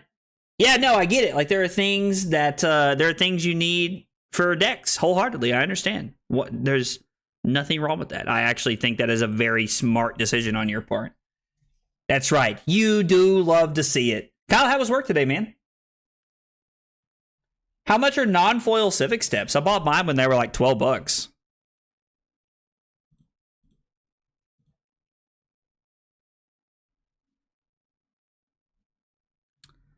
I mean, we get to break Beaten Trackers and then throw this, right?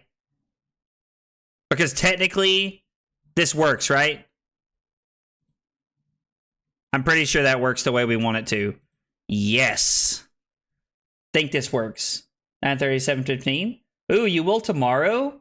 And on Wednesday? Jeez, that's a lot of working, dude. Why are you working so much, man?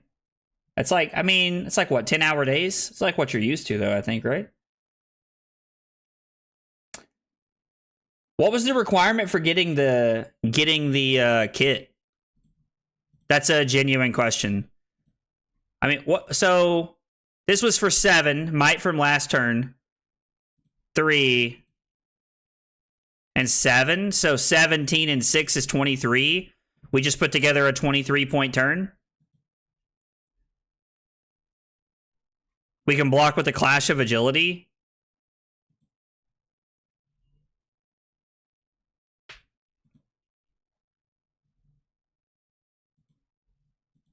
I mean, we're rolling the Knucklehead, fam. I did it. I got to use the I'll Riz you up. Bro, you did not say that to someone. You did not say that to someone, Trent. Oh, nice. You get to take the... Oh, that's right. The baby shower this weekend. Dude, I keep thinking that Ural's baby shower is like 2 months from now, and it's like this weekend. To buy a case or pallet. Bro, they had to buy a pallet? That's crazy. They can go for around $11, which is around 13 bucks. Like, what? Yeah, Carly makes a good point. The baby is going to be here soon. Kyle? You know what I'm trying to say. Do we want to block 6 here? Like, or are we just going to...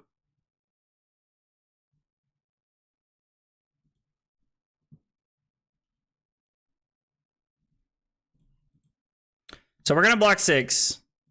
We're going to win the agility. We're balling on a budget. I've said that my entire life because I thought it was hilarious, and it's never been more accurate than playing with the Kayo armory deck, bro. It was when Ashley and I got paired up. Hey, listen, you don't have to tell anybody you said it to your wife, right? But it's cool that you got to say it to your wife.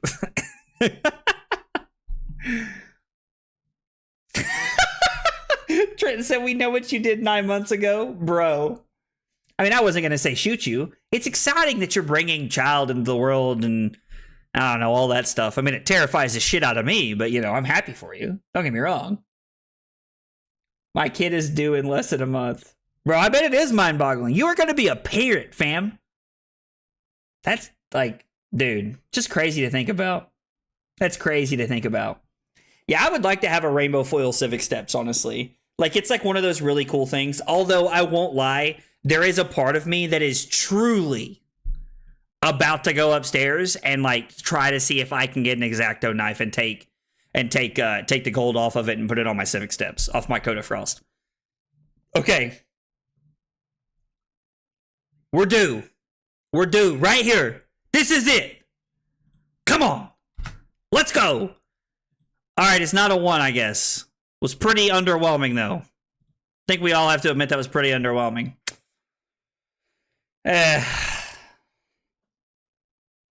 My man said I'm terrified and I gotta take a shit. Those are completely unrelated topics, though. Oh, classic Kyle, if I've ever seen it. You know something else you could add to this deck that would be really cool? Reckless Swing. You could add like 1 Reckless Swing to this deck and those are like $1.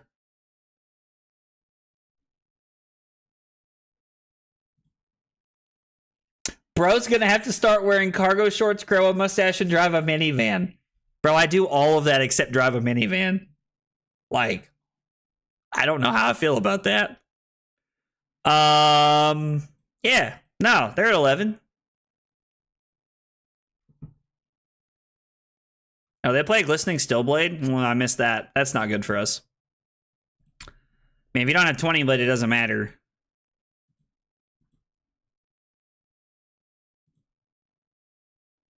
Man, unless you're about to throw a 1-coster at me, fam. Clearing your arsenal, I guess? That's fine, too. Gotta grow a mustache, too? Damn, Cal, that hurts.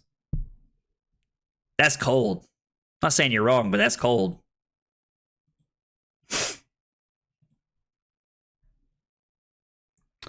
Throw the claw, make an agility. Or we can throw 5 at them. I mean, I think throw claw, make an agility is pretty solid, right? If that helps, I'm rocking a goatee. Yeah, I saw a goatee in your video the other day when you were. I think you were streaming the other day. I saw you had a goatee going on the other day. I was intrigued. And then sadly, we're just gonna discard this to make it agility. I mean, don't get me wrong, it's not a bad setup for next turn, but.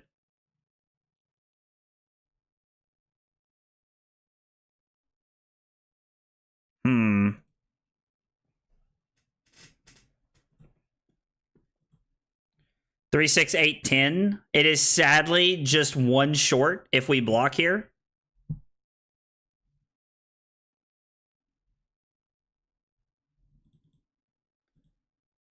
No blocks. Refresh, because the no blocks button. We have not hit a 6 yet. We hit 2 1s. Oh, wow. Blocking for 10 actually would have worked here. That's crazy. Wow, that's crazy. We've hit 2 1s and we just hit a 4. So we're not quite there. We're not quite where I want to be. We have not hit a 6 yet. Yo, Mass, what's up, dude? How are you, buddy? I am living the dream, fam. We are trying to turn the $40 KO deck into win an armory deck. Oh, it's Audia. Oh, dude, what's going on, man? I did not recognize the name, but I mean, I'm here for it. So unfortunately, we cannot say no blocks this time around. We do have to block here. Big satch. So if we block 3, we're taking 8, go to 1, which means if they have an Iron Song response, we're just dead. It's probably better just to block like this, right? Another agility. Yeah, they had a glistening steel blade that I did not realize they played last turn, and like it's been downhill ever since. I did not realize they had it. Like, guys, I cannot stress enough to you all how like fast and loose we are playing tonight. Attack for 7. I really think that like blood rushes would push this deck over the top. Like, we don't need much. This deck does not need much. The problem is exactly what everybody's talking about. We run out of gas. Oh, so it was an Iron Song response. We were dead if we didn't block. But now it doesn't matter. Now we're just dead because we can't block. So right now this is for 10 before they've done anything else, and we can block 8. Popping the copper is a weird flex, but all right then. Another one.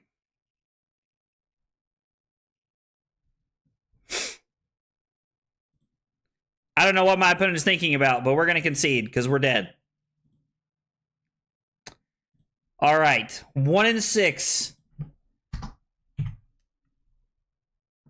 Kyle, you should go stream.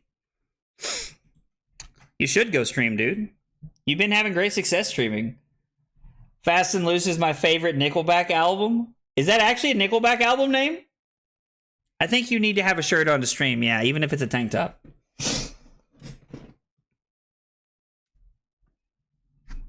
The Fab Fams? Oh, dude, yeah, this product is great. So, like, truly, you could tell your buddies that, like, they need $100 to have a competitive deck. We've been talking about it and analyzing it, and I seriously think if you buy this deck, if you put in Scowling Fleshbag and you add in Blood Rush Bellows and Clash of Mites, you can like truly win. I think you could top 8. I think you could top 8 a ProQuest or an RTN with this deck if you made the changes we're talking about. It's going to be a horrible.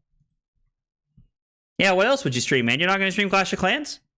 Is that not like the go-to, man? No, it's not. I was lying. That's okay too, Trent. That's okay too. Oh, man.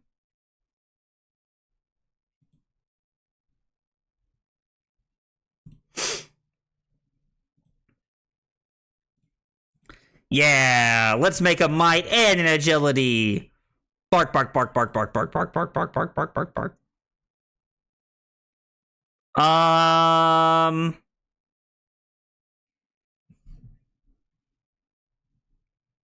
I'm really gonna hope I keep this to Arsenal it here. We really want to be able to Arsenal the Wild Ride this turn. Man, and we discarded the Reincarnate. Dude, we are so good at this game. It is crazy how good we are at this game. I made that joke to Will Bradshaw this past weekend. We were playing the Mirror, or I'm sorry, not the Mirror. I was playing Victor and he was playing Azalea, and we were playing in like round 3, I think we played. Round 3 or round, I think it was round 3. And we and I won a trounce on like turn 0 after giving him all of my equipment. It's like, I'm not going to go into the whole situation, but I think it was the correct thing to do. And I won a trounce, and one of them was the Golden Sun, and I was like, man, I'm so good at this game.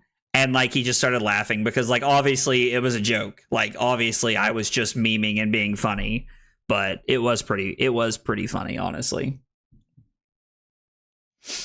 I actually be a person that has this, but how do you know? But do you know if there's? Yeah, actually, there is a Discord server for Victor specifically. There is, wholeheartedly. There is a Victor server. There absolutely is. I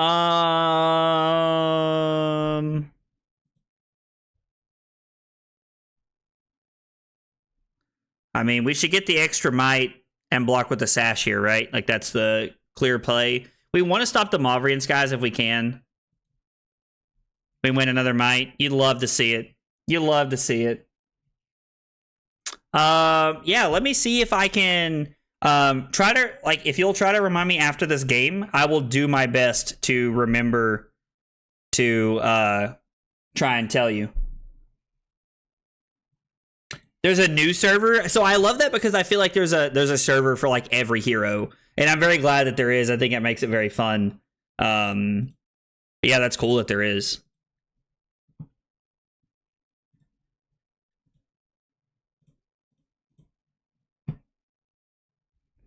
We're just gonna blog out here. Yes, I always want to hear a good Trounce story. Trounce is like my favorite card in the Victor deck. Like, that, I always want to hear a good Trounce story. That goes for anybody and everybody. This is not a sash turn, right?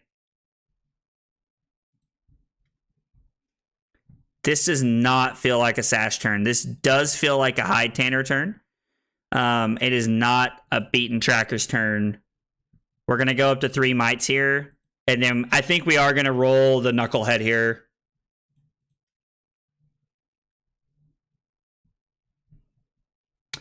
Should join the Aggro Blaze server. Dude, Kyle, I appreciate you pushing my server. I think most people that hang out in the chat are in the server pretty regularly. Claw for 3. Block 2. Okay.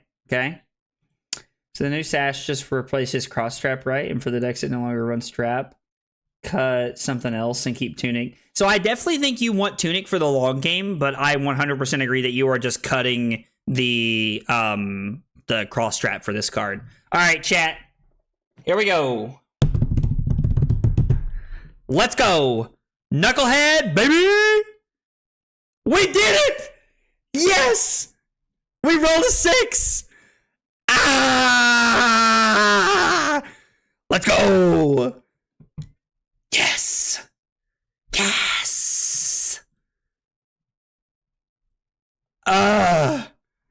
We're snipping tooling the crap out of this. No, I can't see it now because my opponent wants to enable chat.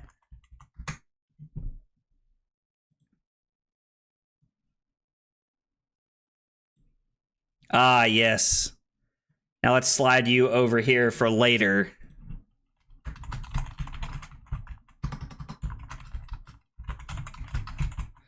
My opponent seems like a nice person. I just said in all caps, I have been trying all night for this.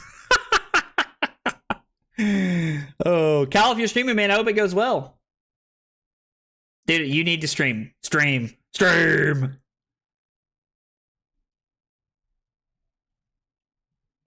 I mean, yeah, we can just discard the agility.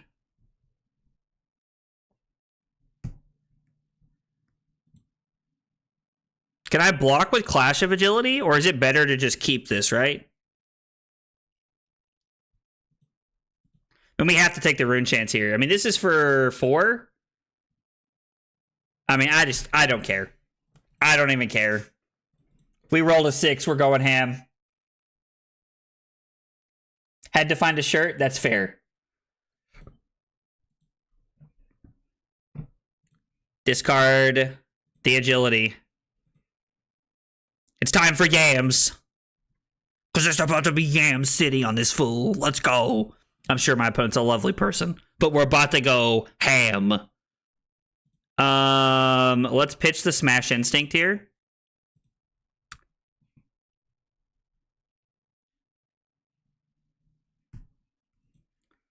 So yes, we want to destroy beaten trackers here. Yes. We did do the thing, and yes, John, we are 1-6, but we just rolled a 6. We just rolled a 6 on Knucklehead, which means it was worth it. I don't like that my opponent gave me Spellbound Creepers. That's not a good decision for my opponent. That's kind of cool.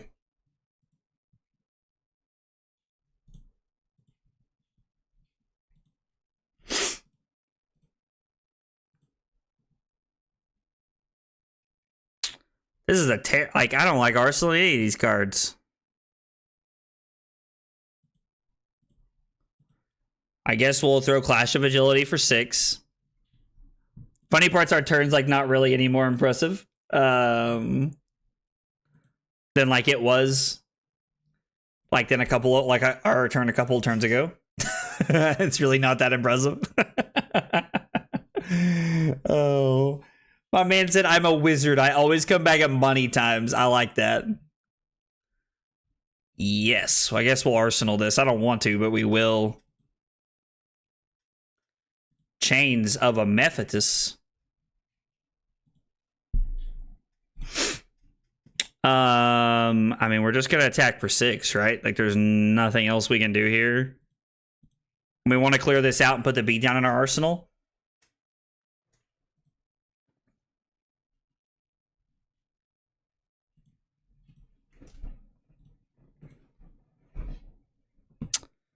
Arsenal this. And then, so if we draw into like a yellow or a blue and keep it, we could actually make something happen here. I mean, 25 damage with no Blood Rush is nothing to shake your head at, right? Like, that was a good turn. The problem is, we have to hope that that wins us the game because we're out of gas.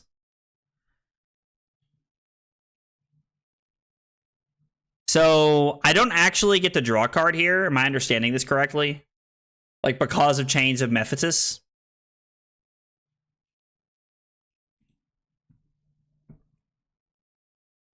That's a lot of rune chants, sir. Sir. Sir. That's a lot of damage.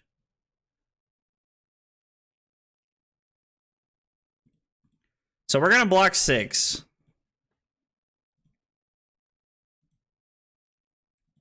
Well, we're not going to be able to play that.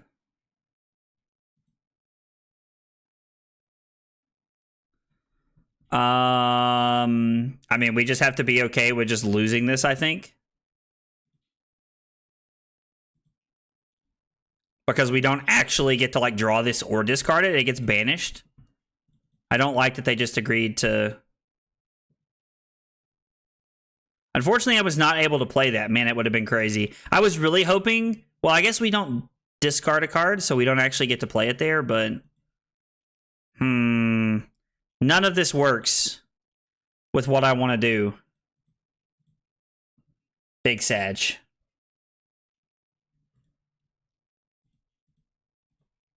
I am going to block with the Riled Up and the Pound Town here. We're just going to throw Bear Fangs. Oh, no. All right, well, that sucks. That's, like, really bad for us. Yeah. So now we're probably just dead, right? Well, I don't want you to have a rune chant, so we're going to block that. There have been so many games. We have had so much potential to win games. And, like, it just has never come together. Are we just dead to rune chants here? Oh. See, this is what I'm talking about. Every time we get close to winning a game, something happens. We are now 1-7.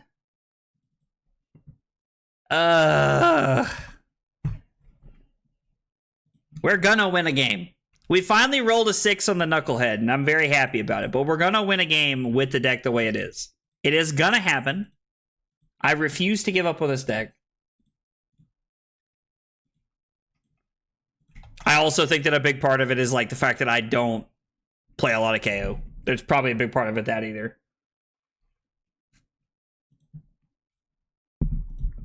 All right, let's do it. Dude, I'm so pumped for Misfell. I think Misfell's going to be sweet, dude. It's going to be awesome.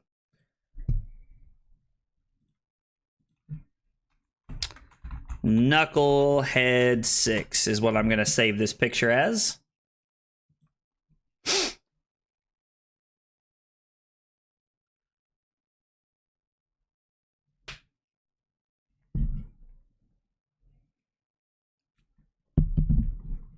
All right, what do we have?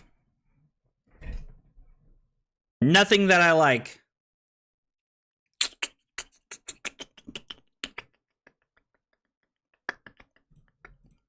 Let's take a card out of their deck. Let's take a card out of their deck. We did roll a 6. Dude, I'm actually pumped for Enigma. I actually really want to play Enigma, which I know everybody's like, hiss when I say that, but like I'm actually really excited to play Enigma.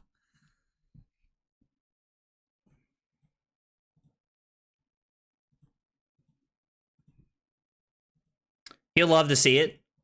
You'll love to see it.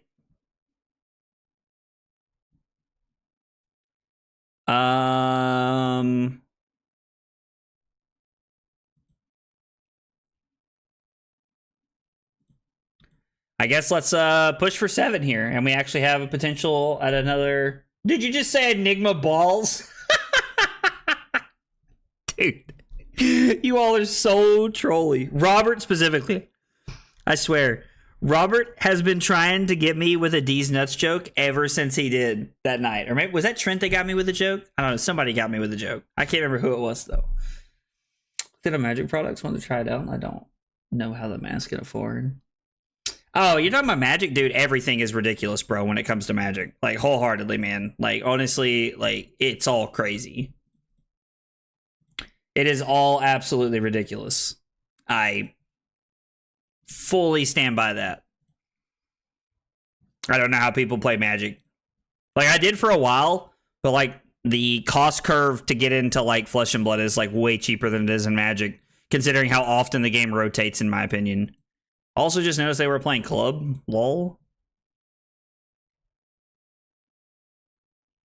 We're going to take 4 here. Illusionist punishes a lot of people, man. Oh, dude. It's not even going to be a contest, fam. Like, Enigma is going to absolutely, like, batter us Guardian players, dude. It's going to be bad. It's going to be really bad. It's going to be like playing Iris, Prism, and Blitz, in my opinion. It's just like it's so hard for Guardian to keep up with anything that they're trying to accomplish.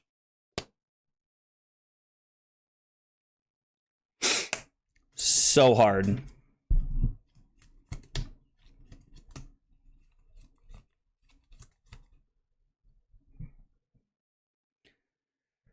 I actually saw a Rainbow Foil Civic Steps online the other night. Somebody was selling one the other night, and I almost like, I was streaming, but I just could, like, it was over.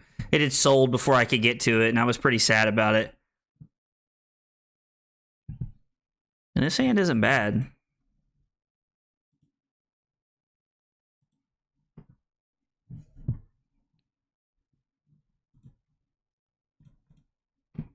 I think this is a good block for 6 here.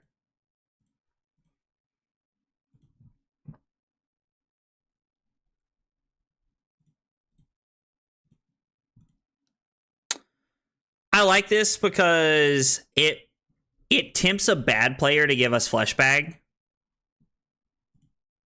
Unmovable. Bro, we're about to get fatigued, fam. Yeah, we about to get fatigued. Opening boxes of a new product is a blast. I'm actually really excited to open a case of this new set. I think it's going to be a really cool set to open.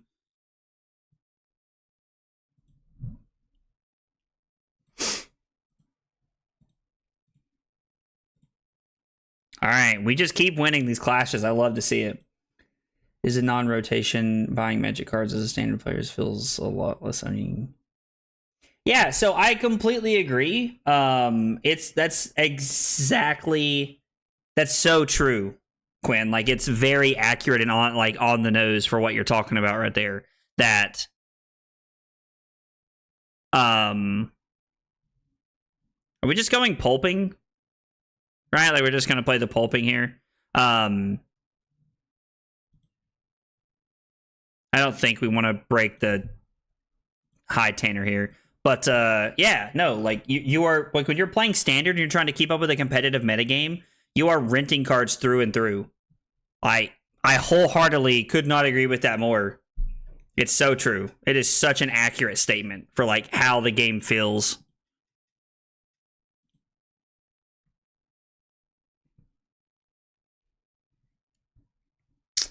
There's not even really a way to get go again, sadly.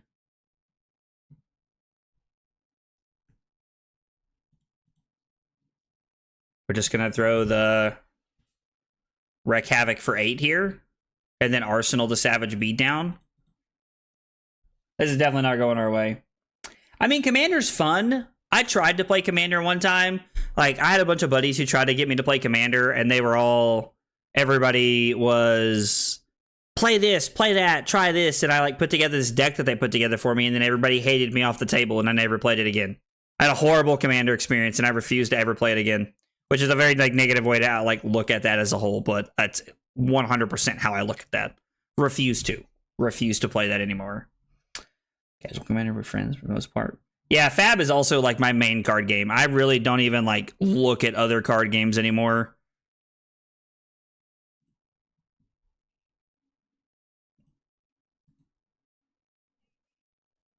I think a lot of people are hunting for the Marvels wholeheartedly. I think a lot of people are like hunting for the Marvels. That's like what everybody wants to see, I think.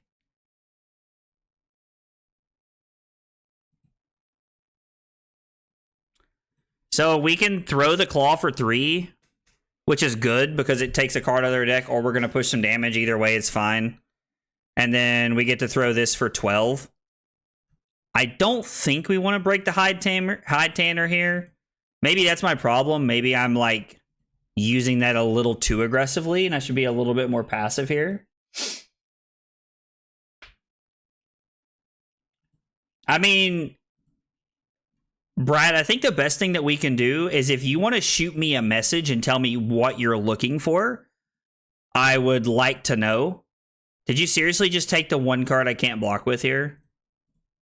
He took everything but the card I can't block with the one card he left me with. Lol, the memes are unreal right now.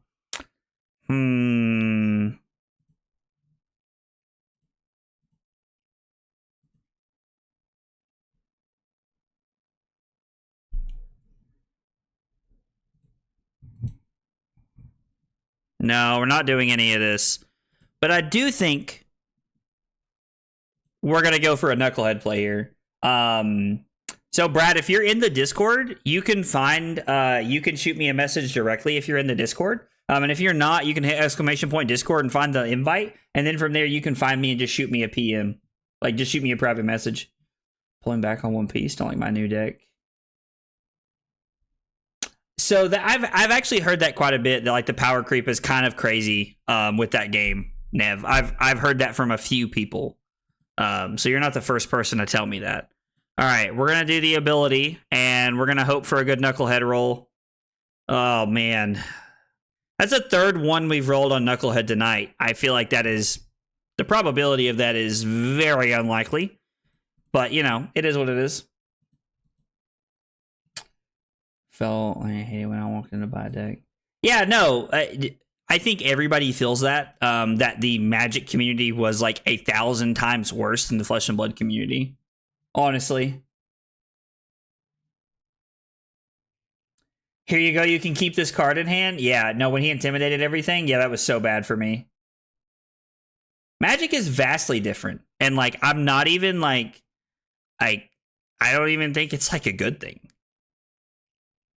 Like, Magic is like super different in a bad way. I think we're just gonna try and go ham here. Like, we're at 6, but I don't know what else we can do. Other than just, like, try to, like, just go crazy. We are going to crack the hide tanner. We are going to crack this and then try to move forward from here. But yeah, I like played the game for so long and like had so many negative experiences playing Magic, and like I say that as someone who loved the game and I played it for years. I mean, we're talking like actual years, like that I just like played the game and loved the game wholeheartedly. And Flesh and Blood has been better in every way possible for me. Get a break at work, I'll shoot you a message. Yeah, just let me know what you're looking for, man, and we'll talk about it for sure. Because I've got a whole bunch of random stuff that I'm more than happy to trade you if you're looking for certain things. For sure. So I actually saw Michael Fang talk about that. He was the first person that I saw mention that. And I actually wholeheartedly agree with that. I do think we are in the golden age of Flesh and Blood, yes. I truly, truly do. This is golden age of Fab.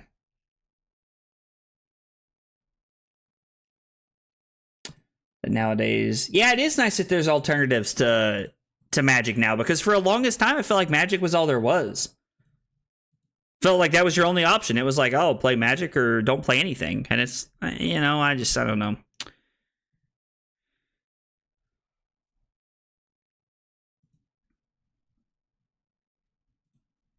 Yes. No, I agree. Like, this is the golden age of Flesh and Blood, and I think we all need to recognize that now.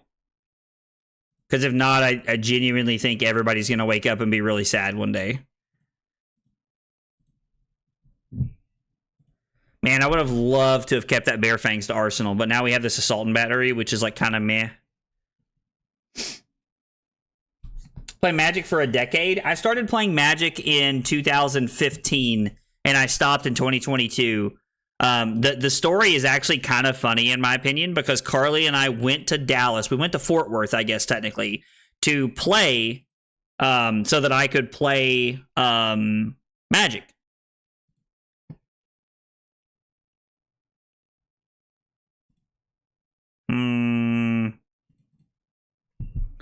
We went to Fort Worth so that I could play Magic.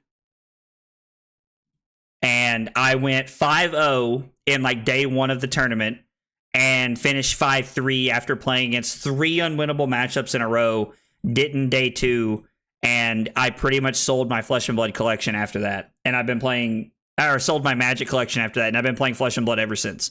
Like, have just actually never looked back. It was really cool.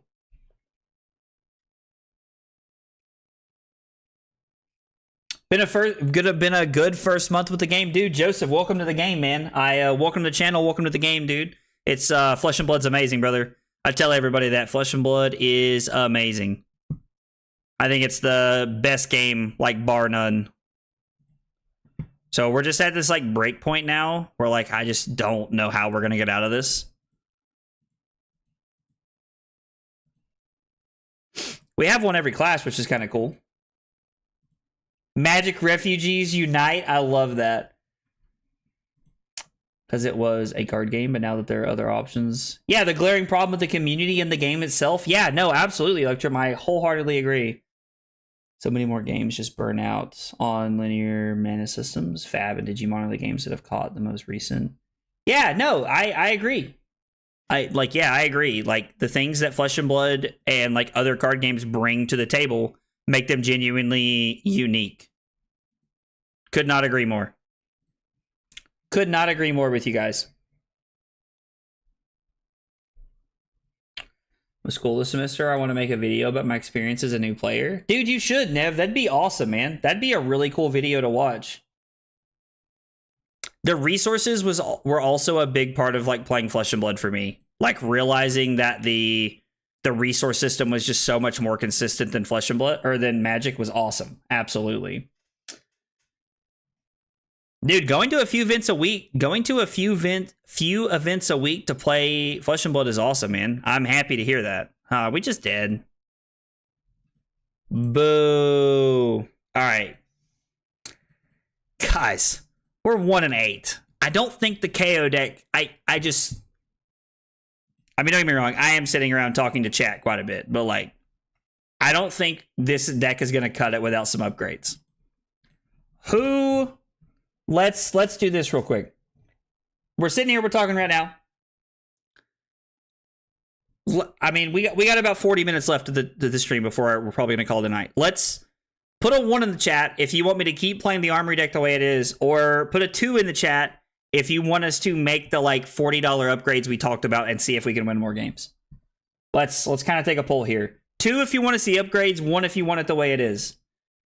Want a rainbow foil Betsy? Dude, let's go, man. That's awesome. Congratulations, dude. All right, everybody's saying 2. I want to see some minor upgrades. All right, minor upgrades. Let's do it. Minor upgrades. Let's do it. Okay, so we're gonna cut the, what did we add in? Clash of Mites. We're gonna leave those in. We're gonna cut the, we don't need 30 blues. That's ridiculous. We're gonna add in Blood Rush Bellow. So we added in Blood Rush Bellow and Clash of Mites, and we're gonna cut this and add in Scowling Flesh Bag. If I can type. Apparently I cannot type at all. All right, so right now Flesh Bag is about $40. Blood Rushes are a few bucks. So right now we're like at $95 plus the Clash of Mites. So like I think this is a much more yellow Wild Ride. All right, I'm in for that. You guys want to cut Wreck Havoc? I mean, it's a cool card, but like I think that's definitely an upgrade. So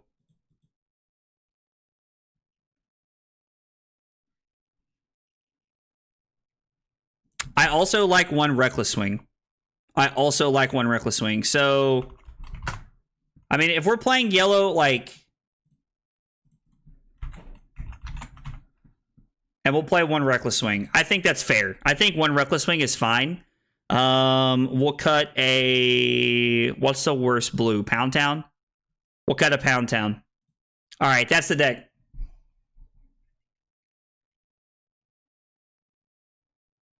Okay, we're not changing too much here. We're just changing a few things. I don't want to like make major changes to the deck, but we have, it says the deck is worth $90 when we're looking at prices. So we're like literally not even to the $100 mark. We're talking about $90 worth of upgrades for this deck. And I genuinely think we have a chance to go 2-0 now. Dude, budget updates to decks are like great. Like they're beneficial for everyone. Like if you're a new player and you're watching this, this is a great way for you to literally look at a card game and go, here's $100 and I can play what I genuinely believe this is at a competitive level. Scowling 40, 3 Blood Rush 15, bulk free 40 base plus 55. Yeah, so we're looking at $95 right now. And truly, looking at this, we could probably cut, what's a card? So Savage Beatdown is not a card you need to be playing 3 of, but like you can. We could probably cut, so like the 2 for 6 it intimidates is really good. Like maybe we cut Humble and play that card. I don't know. Like this is actually pretty good, but the 2 for 6 that intimidates, like Pack Hunt, Red Pack Hunt would be insane in this list. We're about to get absolutely wrecked by Katsu. This is a horrible matchup for us. Horrible matchup for us. All right.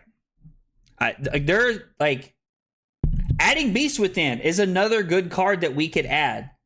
So we have Red Pulping. We do have Red Pulping more. We do have that one in the deck already. Yeah, so we're trying to stay under $100, Quinn. That was like the idea, is that I want whoever like sees this at some point to realize that you can buy this, spend $60 more, and probably qualify for nationals. I'm just going to be honest. You probably qualify for nationals with this deck. Now, this is a horrible matchup for us, but I think you could do it. Shuko and Balance? Are they on, like, Katsu Teague? Just like Katsu Fatigue?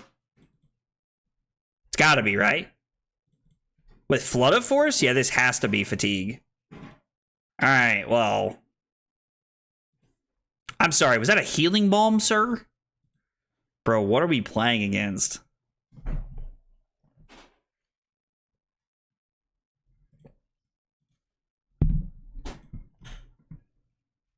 No.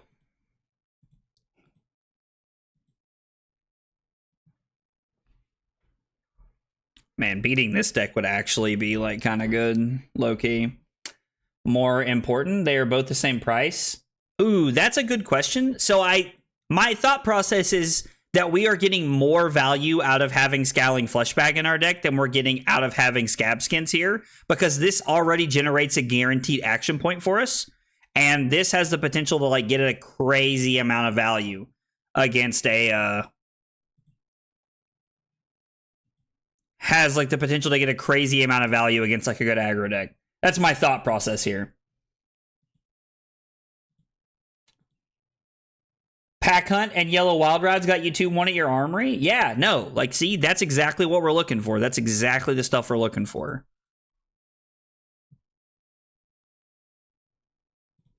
All of a sudden, like, look how much better this hand is with this, the way this is set up.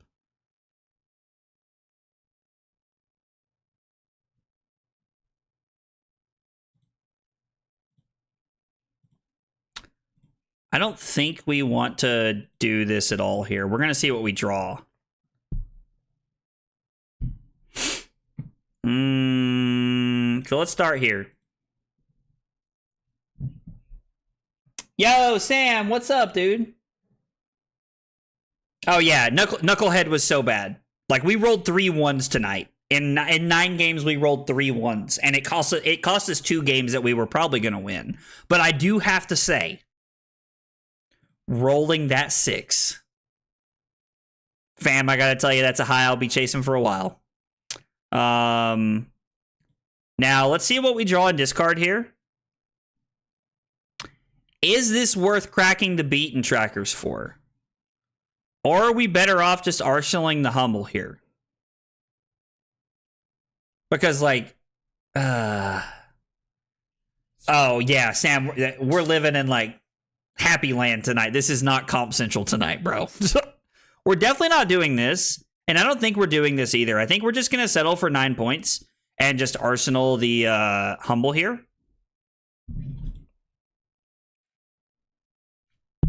Standing Order is getting a lot of value. Oh, I thought it was going to get a lot of value. I guess not. We'll arsenal the Humble here. That's perfectly fine, I think.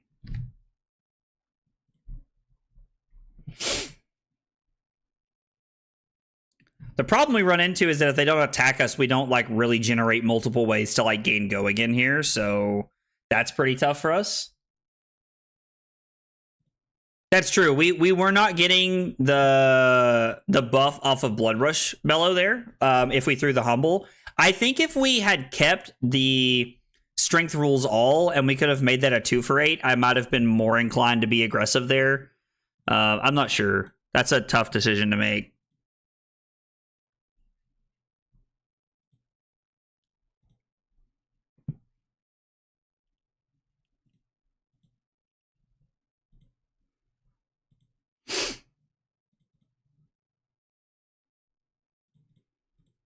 Yeah, I like that. We'll just go ahead and take this.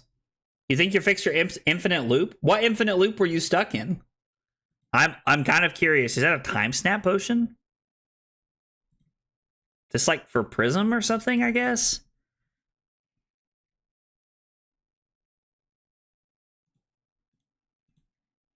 I mean, Fleshbag upgrade's not going to do much here. This would be a matchup that we would rather have Scabs in because we want to just be rolling to do as many go again things as we can. Yellow, sink below. Nothing sends a message like yellow, sink below, fam. And then let's just throw 6. We'll arsenal the beatdown.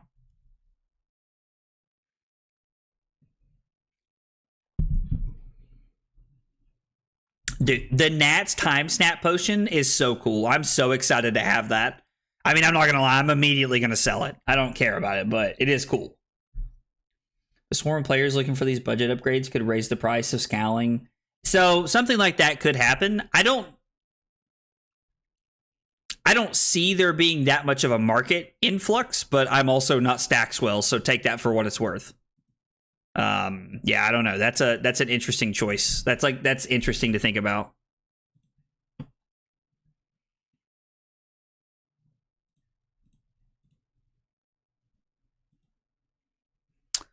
Again, we're not going to use any of our equipment here. We're going to do our best to push damage and try to set up these good turns the way we can.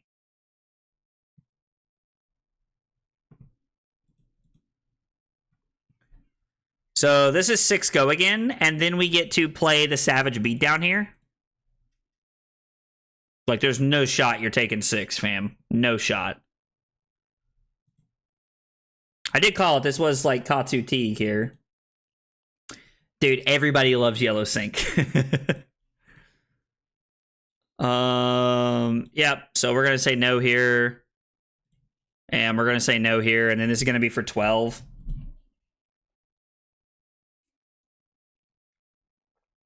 I mean, I hear you. The secondary market will take somewhat of a hit, I think, in some way. Love to see it. Yo, Wizard do Alf. Wizard do Falf? I don't know. I hope I'm saying that right. Thank you for the follow. Thanks for being here. I really appreciate that. We got 3 questions we ask everybody when they're here for the first time. What's your name? What got you into Flesh and Blood? And what are your favorite hot dog toppings? Tell me a little bit about yourself, fam. I want to learn something about you. All right, so...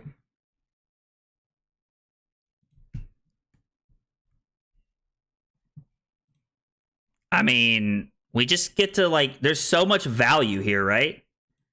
And, like, being able to throw Savage Beatdown for 12. I mean, it's a 4-card 12, so it's not that impressive, but we are making a Might and Agility for next turn. I guess it's a 4-card 13 with the Might from last turn, but if our opponent's giving every card out of their hand to block, we are winning the game. I would love to win this game with a Reckless Swing. That would be so much fun.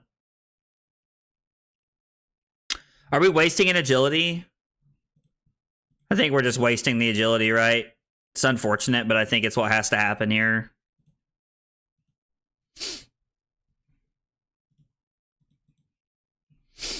Wizard got into Fab from an LGS in 2019 on a trip to Auckland. Chili Dog Enjoyer. Chili Dogs. Dude, nothing wrong with that. The second D is silent. Okay. Wizard. I like that. I can roll with that name. I like that. Well, dude, it sounds like you've been into Fab for a while, but welcome to the channel, man. Thanks for being here and hanging out with us tonight. I appreciate it.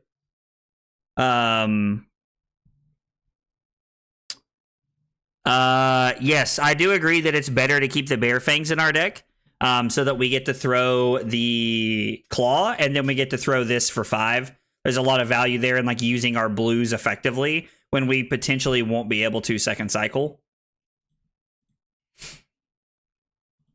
So I do like this play here a lot better.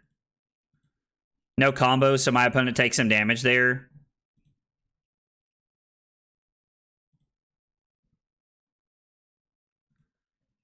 I mean, I guess we can just keep making this play, right? There's a lot of value in what we're trying to accomplish here. It's really weird to, like, think about it this way. We just keep pushing lots of damage here, and we're also, like, winning the card economy race right now, which is really weird. But you're a Kayo main? Well, I'm sorry. No, I'm just kidding, man. I play Victor a lot. Victor's my main hero as of recent, so that's why I say that, because every time I play against Kayo, I'm just getting rickrolled. Ooh, when is Battle Hardened Milwaukee? That's quite a trip for me. When is that Battle Hardened? I might look into coming to that.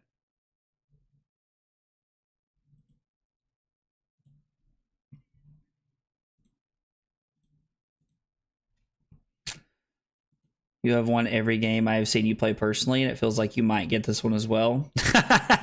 Well, dude, I appreciate that. I hope we get this one. I would like to win one. You played Prism in the ProQuest Plus. How did that go? How did you do with Prism and the ProQuest Plus? I'm curious to hear about how that went, Sam. No, like all the time. No, that's fair. September 28th through the 29th. I don't know. Let me get back to you on that one. Oh, the PQ Plus was LL? Oh, wow. That's crazy. I'm not sure. That's right after I get back from our honeymoon, and I won't have a lot of like leave after that, like holiday time. So I don't know. And that's quite a bit of drive or a flight for me. So I don't know. We'll see. I lost my winning in, Sag. Saw 2 Kanos and made them very sad. Dude, I believe it. I'm sorry you lost your winning in, though, man. I know that's like a big Sag.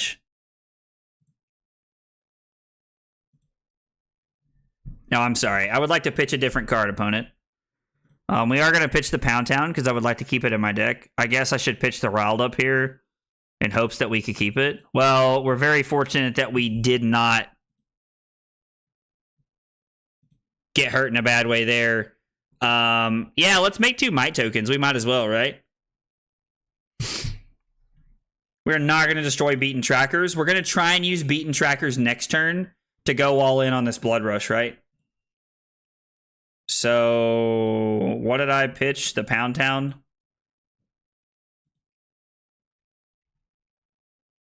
Yes, we are going to do this. No, we're not going to do this. So, we're going to have 3 Mites for next turn. Hey, Moore, thank you so much. Yeah, we got engaged. Carly and I got engaged last August. And we are getting married in August, and we are taking our honeymoon in September, the first week of September. We are going to the Dominican Republic for one of those all-inclusive resorts. I am so excited. Y'all don't even know how excited I am, dude. I lost round 1 of my PQ for top 8 against 8th place. Oh, dude, that's so sad, Havoc. Bro, that's such a feels bad moment, dude. Such a feels bad.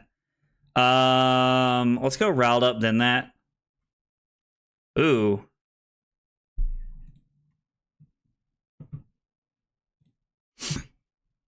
Well, we're pitching this, right? We're just going to pitch the Blood Rush and play and have another one for second cycle. And we discarded the Reincarnate. You'll love to see it. Dude, thank you guys. I really appreciate that. I really appreciate that a whole bunch. I'm very excited. I told Carly, I said, listen, once we're married, I'm ripping up the marriage certificate. There are no refunds or returns. It's laughing at what I tell her all the time.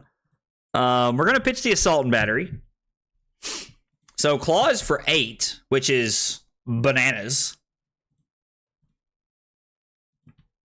Oh, so much value on the Hold the Line, brother.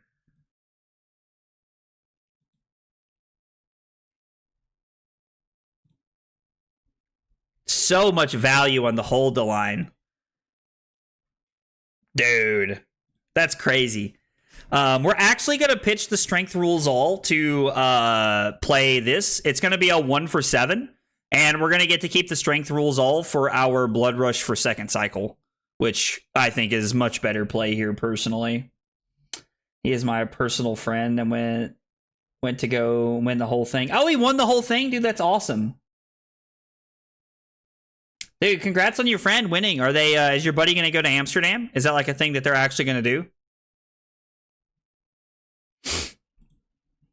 There's a remembrance. They're probably on 2, if I had to guess. A lot of the times these, like, fatigue-style ninja decks are on multiple copies of this. Okay, so we're going to go Blood Rush, blue, then the 6. And we know that we have 1 copy of Blood Rush left, and we have a Blood Rush, and we have a having a stroke. The Reckless Swing left in our deck. Yes, they are playing Turtle Katsu, Mark. They are, bro, which is wild. I mean, we need to play the Pulping, right? That's like almost assuredly a D-React. but we're still gonna force them to have it here, right?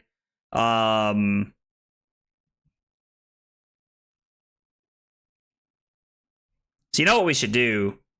Let's pitch like this so that we can set up our Blood Rush just a little bit more. I am not going to break the beaten trackers here. There's no reason to. He was the prison player that went to the top 4 at Battle Hard in Atlanta. Oh wow, dude, that's awesome, man.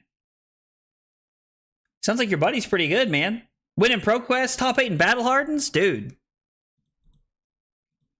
I only know one person in person that I'm like close with that is top 8 at a Battle Harden. And that's the Silas, as you all like to call him, which is so funny to me. We give him such a hard time about that everybody calls him that. I wanted to play Turtle Katsu for so long, but couldn't figure out the list I was happy with. So I'm going to be honest, like, I get it. I really don't think that my opponent is winning the game currently. We are, like, beating them on the fatigue front. Like, this is, like, really going our way right now.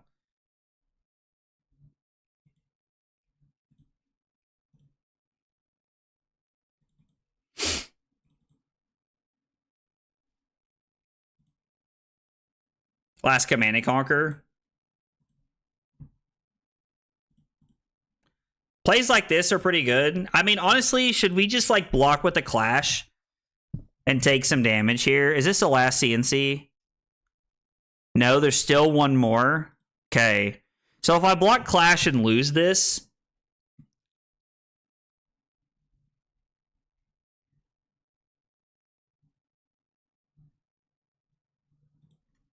I get to go Claw into Humble. I mean, barring I win this, but I was like, there's a pretty decent chance that I win this right here. I think Turtle Katsu is fun. I think you're just better off like playing Great Axe Dory though, like the way the game is set up now. The game has changed in such a like different way for like what people are wanting to do now that I honestly think you're better off to just play like Great Axe Dory as opposed to Turtle Katsu at this point in time. But I don't know. I could be wrong about that. That could just be like me being like, I don't know. I did notice that their name was Fleece Mane Lion. I don't know how many people play Magic, but that is like a pretty popular Magic card from back in the day. That Craig Wesco, I think was his name, is like very well known for like playing in a lot of green and white decks. Like we just traded 1 card for 2 right here. Like that's such a W for us.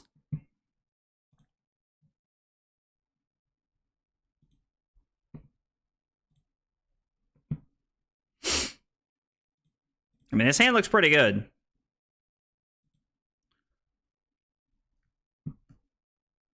We are not going to crack the beaten trackers here.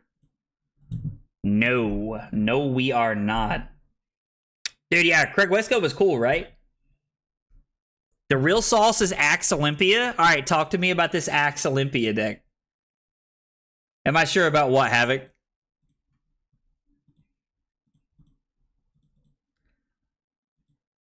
I like just continuing to push the tempo here. Like, we're keeping red cards in our deck for second cycle, and our opponent's, like, basically out of equipment block here. But I mean, I don't think we're supposed to here. I'm pretty sure I want to save my beaten trackers for... Did I not just say, like, 5 minutes ago, they have a second remembrance? I want to save my beaten trackers for the next Blood Rush coming up, I think. I think I do anyway. They have what, 1 Command and Conqueror left in their deck?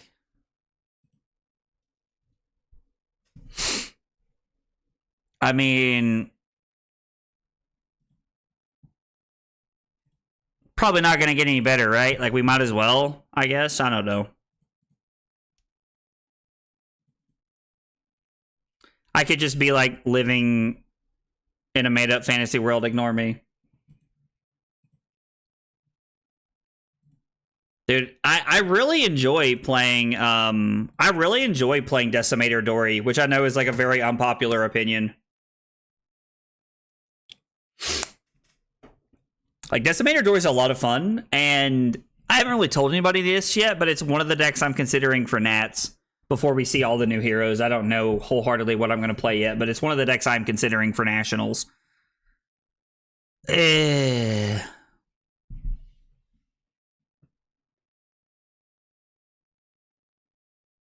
That's true. Our inventory is very full of just equipment to like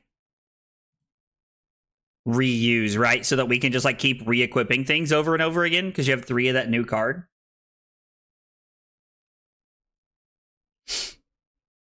Ask him some questions about the Olympia deck. Bro, Robert's in full force tonight, man. Y'all better watch out.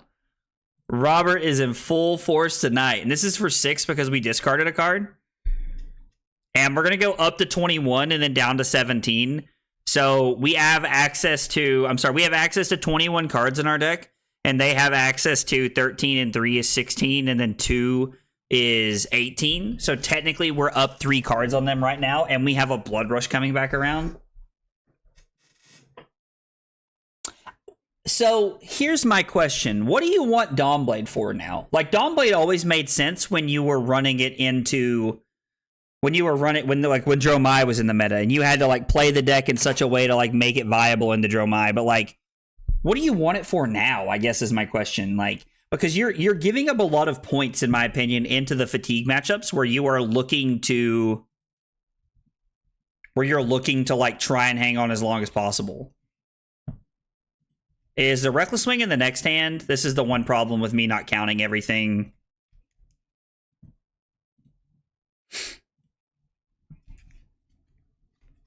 We're up life, we're up cards. Like, this is the best situation for us. Plus up the ante. Oh, dude, Decimator and up the ante is really cool.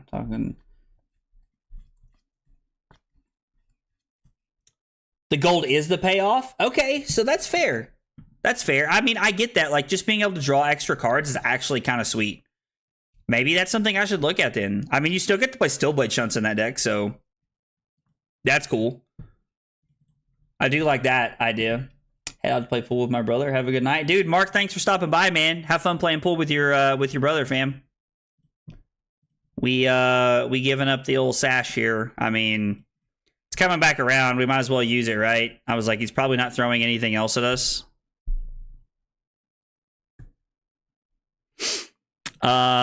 So Assault and Battery. Discard the Mighty Wind-Up to make 2 Might tokens for next turn. Fate for Scene. Yep. I mean, listen. Somebody had told me that we should play Cash and Victor a while ago. Somebody told me that quite a while ago. I haven't tried it, but somebody told me that that was like a spicy take. I won't lie, I don't hate it. Someone close to me has been working on it for a good while, so I don't have all the knowledge that they do. But what I've seen the results of it. So you know somebody who's actively been working on like Great Axe Olympia? I would be curious to see that list. Now, again, please don't feel any need to share a list with me that somebody else is working on, because like at the end of the day, like I am very public with all of the information I test with and all of the things that I work on. But I also think that it is like, I like to know those kinds of things. But if I ever ask you guys about a deck or something, don't ever feel the need to tell me about it. So here's a Reckless Swing, which is exactly what I thought. I think the Blood Rush is in the next hand. So we're just going to take the Kodachis. And then I think what we're going to do...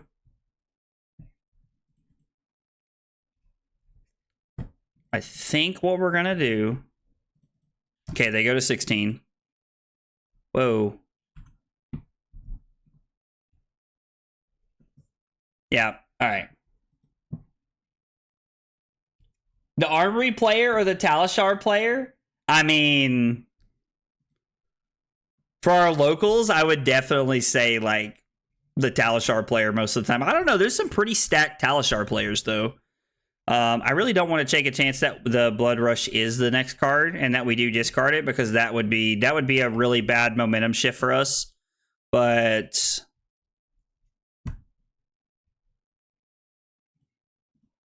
I think we can pitch the Reckless Swing and just come in for 7, that's still an okay line of play for us. There's no CNCs left in their deck. Oh, thanks for sending me your list, man. I'll be sure to look at it.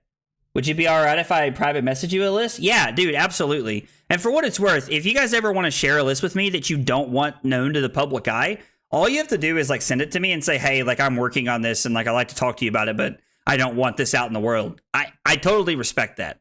Totally respect that.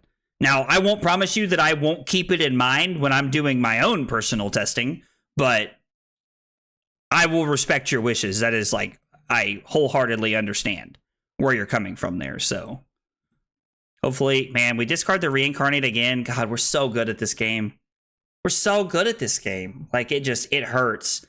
So we know we're going to draw, we're going to draw a blue then a red, I think. I think it's what it is. Yo, Darren.go. Hope I'm saying that right. Thanks for the sub on YouTube. Appreciate you being here. 3 questions we ask everybody when they're here for the first time. What's your name? What got you into Flesh and Blood? And what are your favorite hot dog toppings? Also, guys, if you're here for the first time and I did not ask you that question when you joined or like when you subscribed or followed, please feel free to throw those results in the chat. I would love to talk to you guys about that. All right. All right. This is about to be bananas. It's bananas. B-A-N-A-N-A-S. That shit. It's bananas. B-A-N-A-N-A-S. I mean, so this is for 8. And you, like, gotta block this, Famarino, or lose your remembrance. Or I guess you just play your remembrance. That makes more sense. Just play it. Duh. Forehead. No. We are not 1 and 8 with Blood Rush in the deck. We are 1 and 8 playing the literal armory deck. Wait, what did that card say? Did I misread the text there? Oh, it's an attack action card. And then we get to do this. I definitely should have cracked the sash there. We totally could have thrown the riled up there as well. That was totally a mistake on my part. No, so Nathaniel, we went 1 and 8 playing just the deck, like just the armory deck by itself. And then this game, I have made some changes and we have updated the deck. So now the idea is that if you bought the armory deck and spent $60 more because the armory deck costs $40 MSRP. So if you spend $100 total with the armory deck, I believe this is a deck that you could qualify for nationals with. Truly, wholeheartedly believe that. They should have put 3 Blood Rush Bellows in the armory deck, but I understand why they didn't.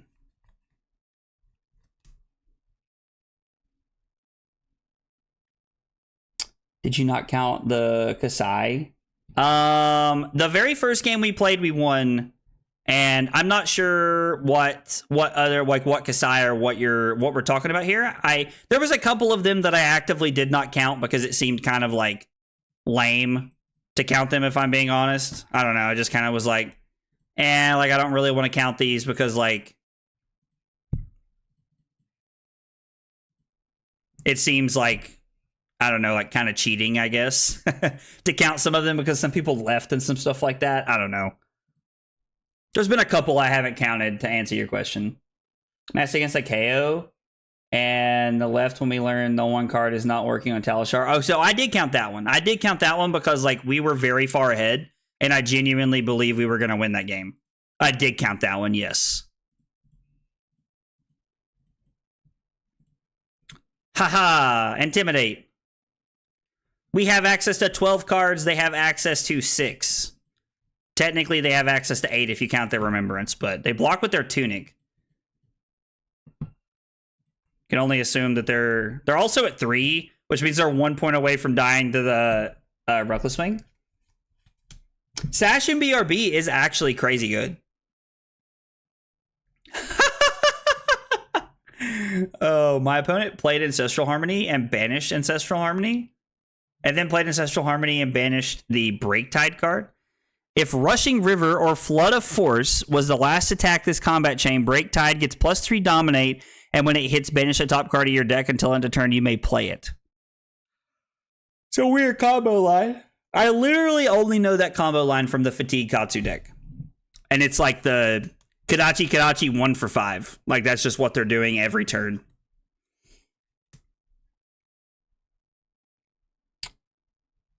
I don't remember beating a Kasai. I think we lost a Kasai, didn't we?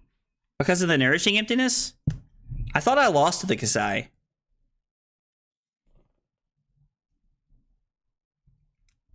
I think Levia will play the new Sash. Yeah.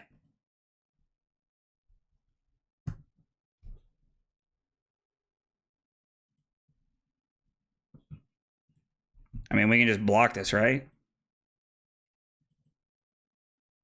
Oh, they use Time Snap to get the extra thing.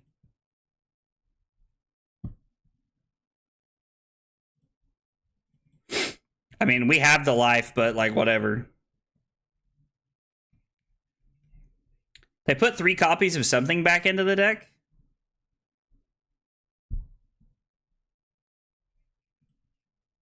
Is this the combo?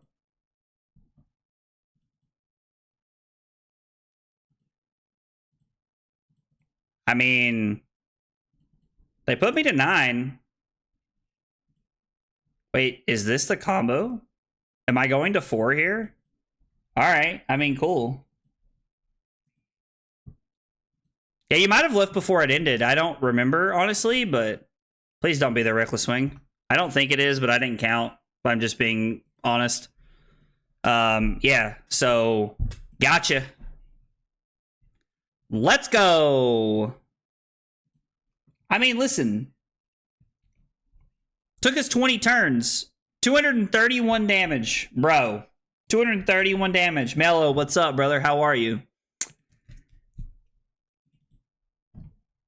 It fundamentally changed the whole deck by adding the like 6 cards we added into the deck. I mean, let's talk about the changes real quick, because I think that's the last game that I really have time for tonight. It's almost already 10 o'clock. But so with the straight armory deck, we went 1-8, Mello, but we did change the deck and win our last game.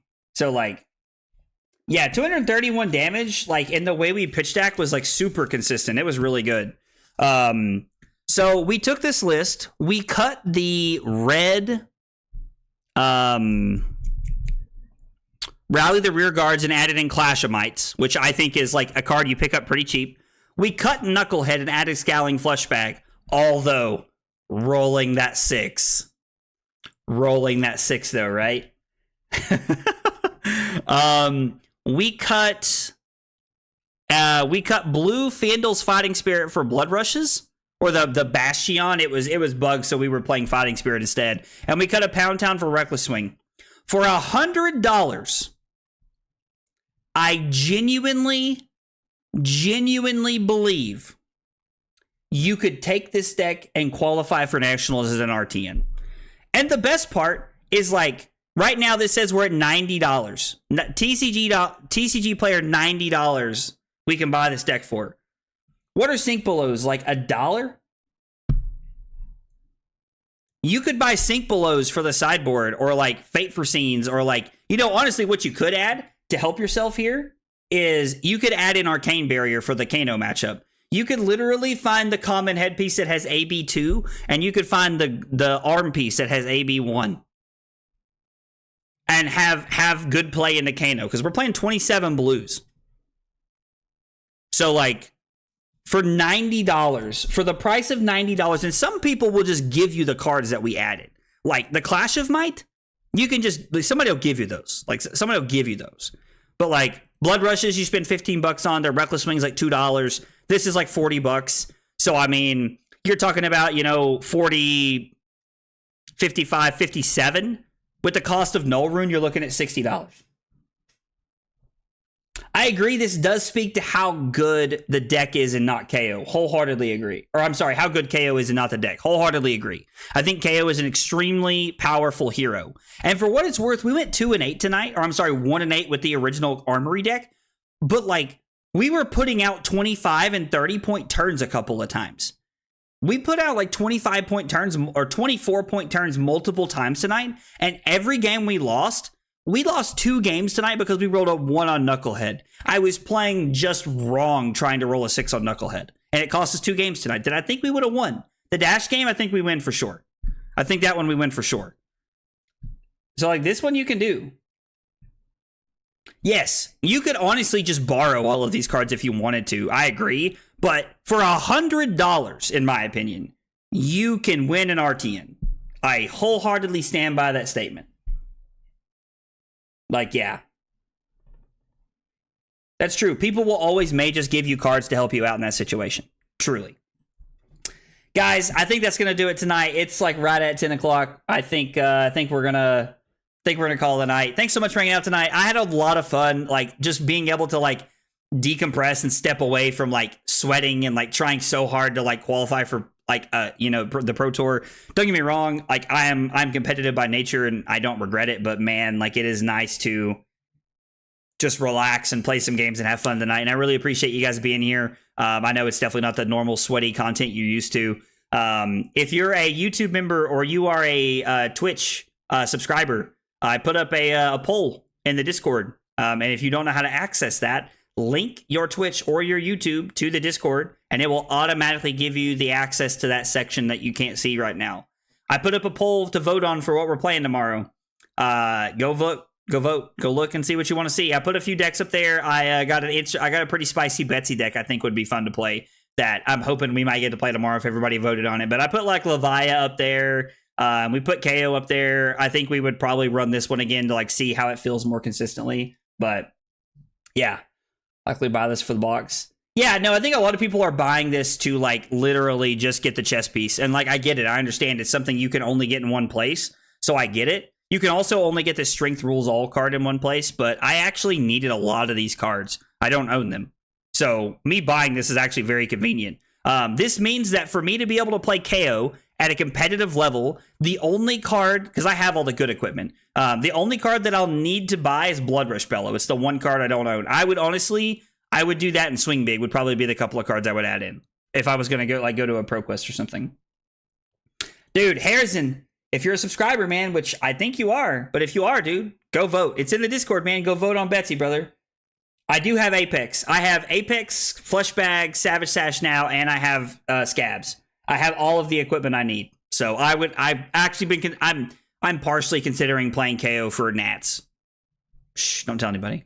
I don't really know what I'm playing for Nats yet. I have no idea, guys. I'm so back and forth on what I should play, but so I don't know. Anyway. Thanks so much for hanging out tonight, guys. Have a good night. I will be back tomorrow. We'll be streaming again, so I'll be back tomorrow at 7 p.m. Eastern Time. Have a good night, guys.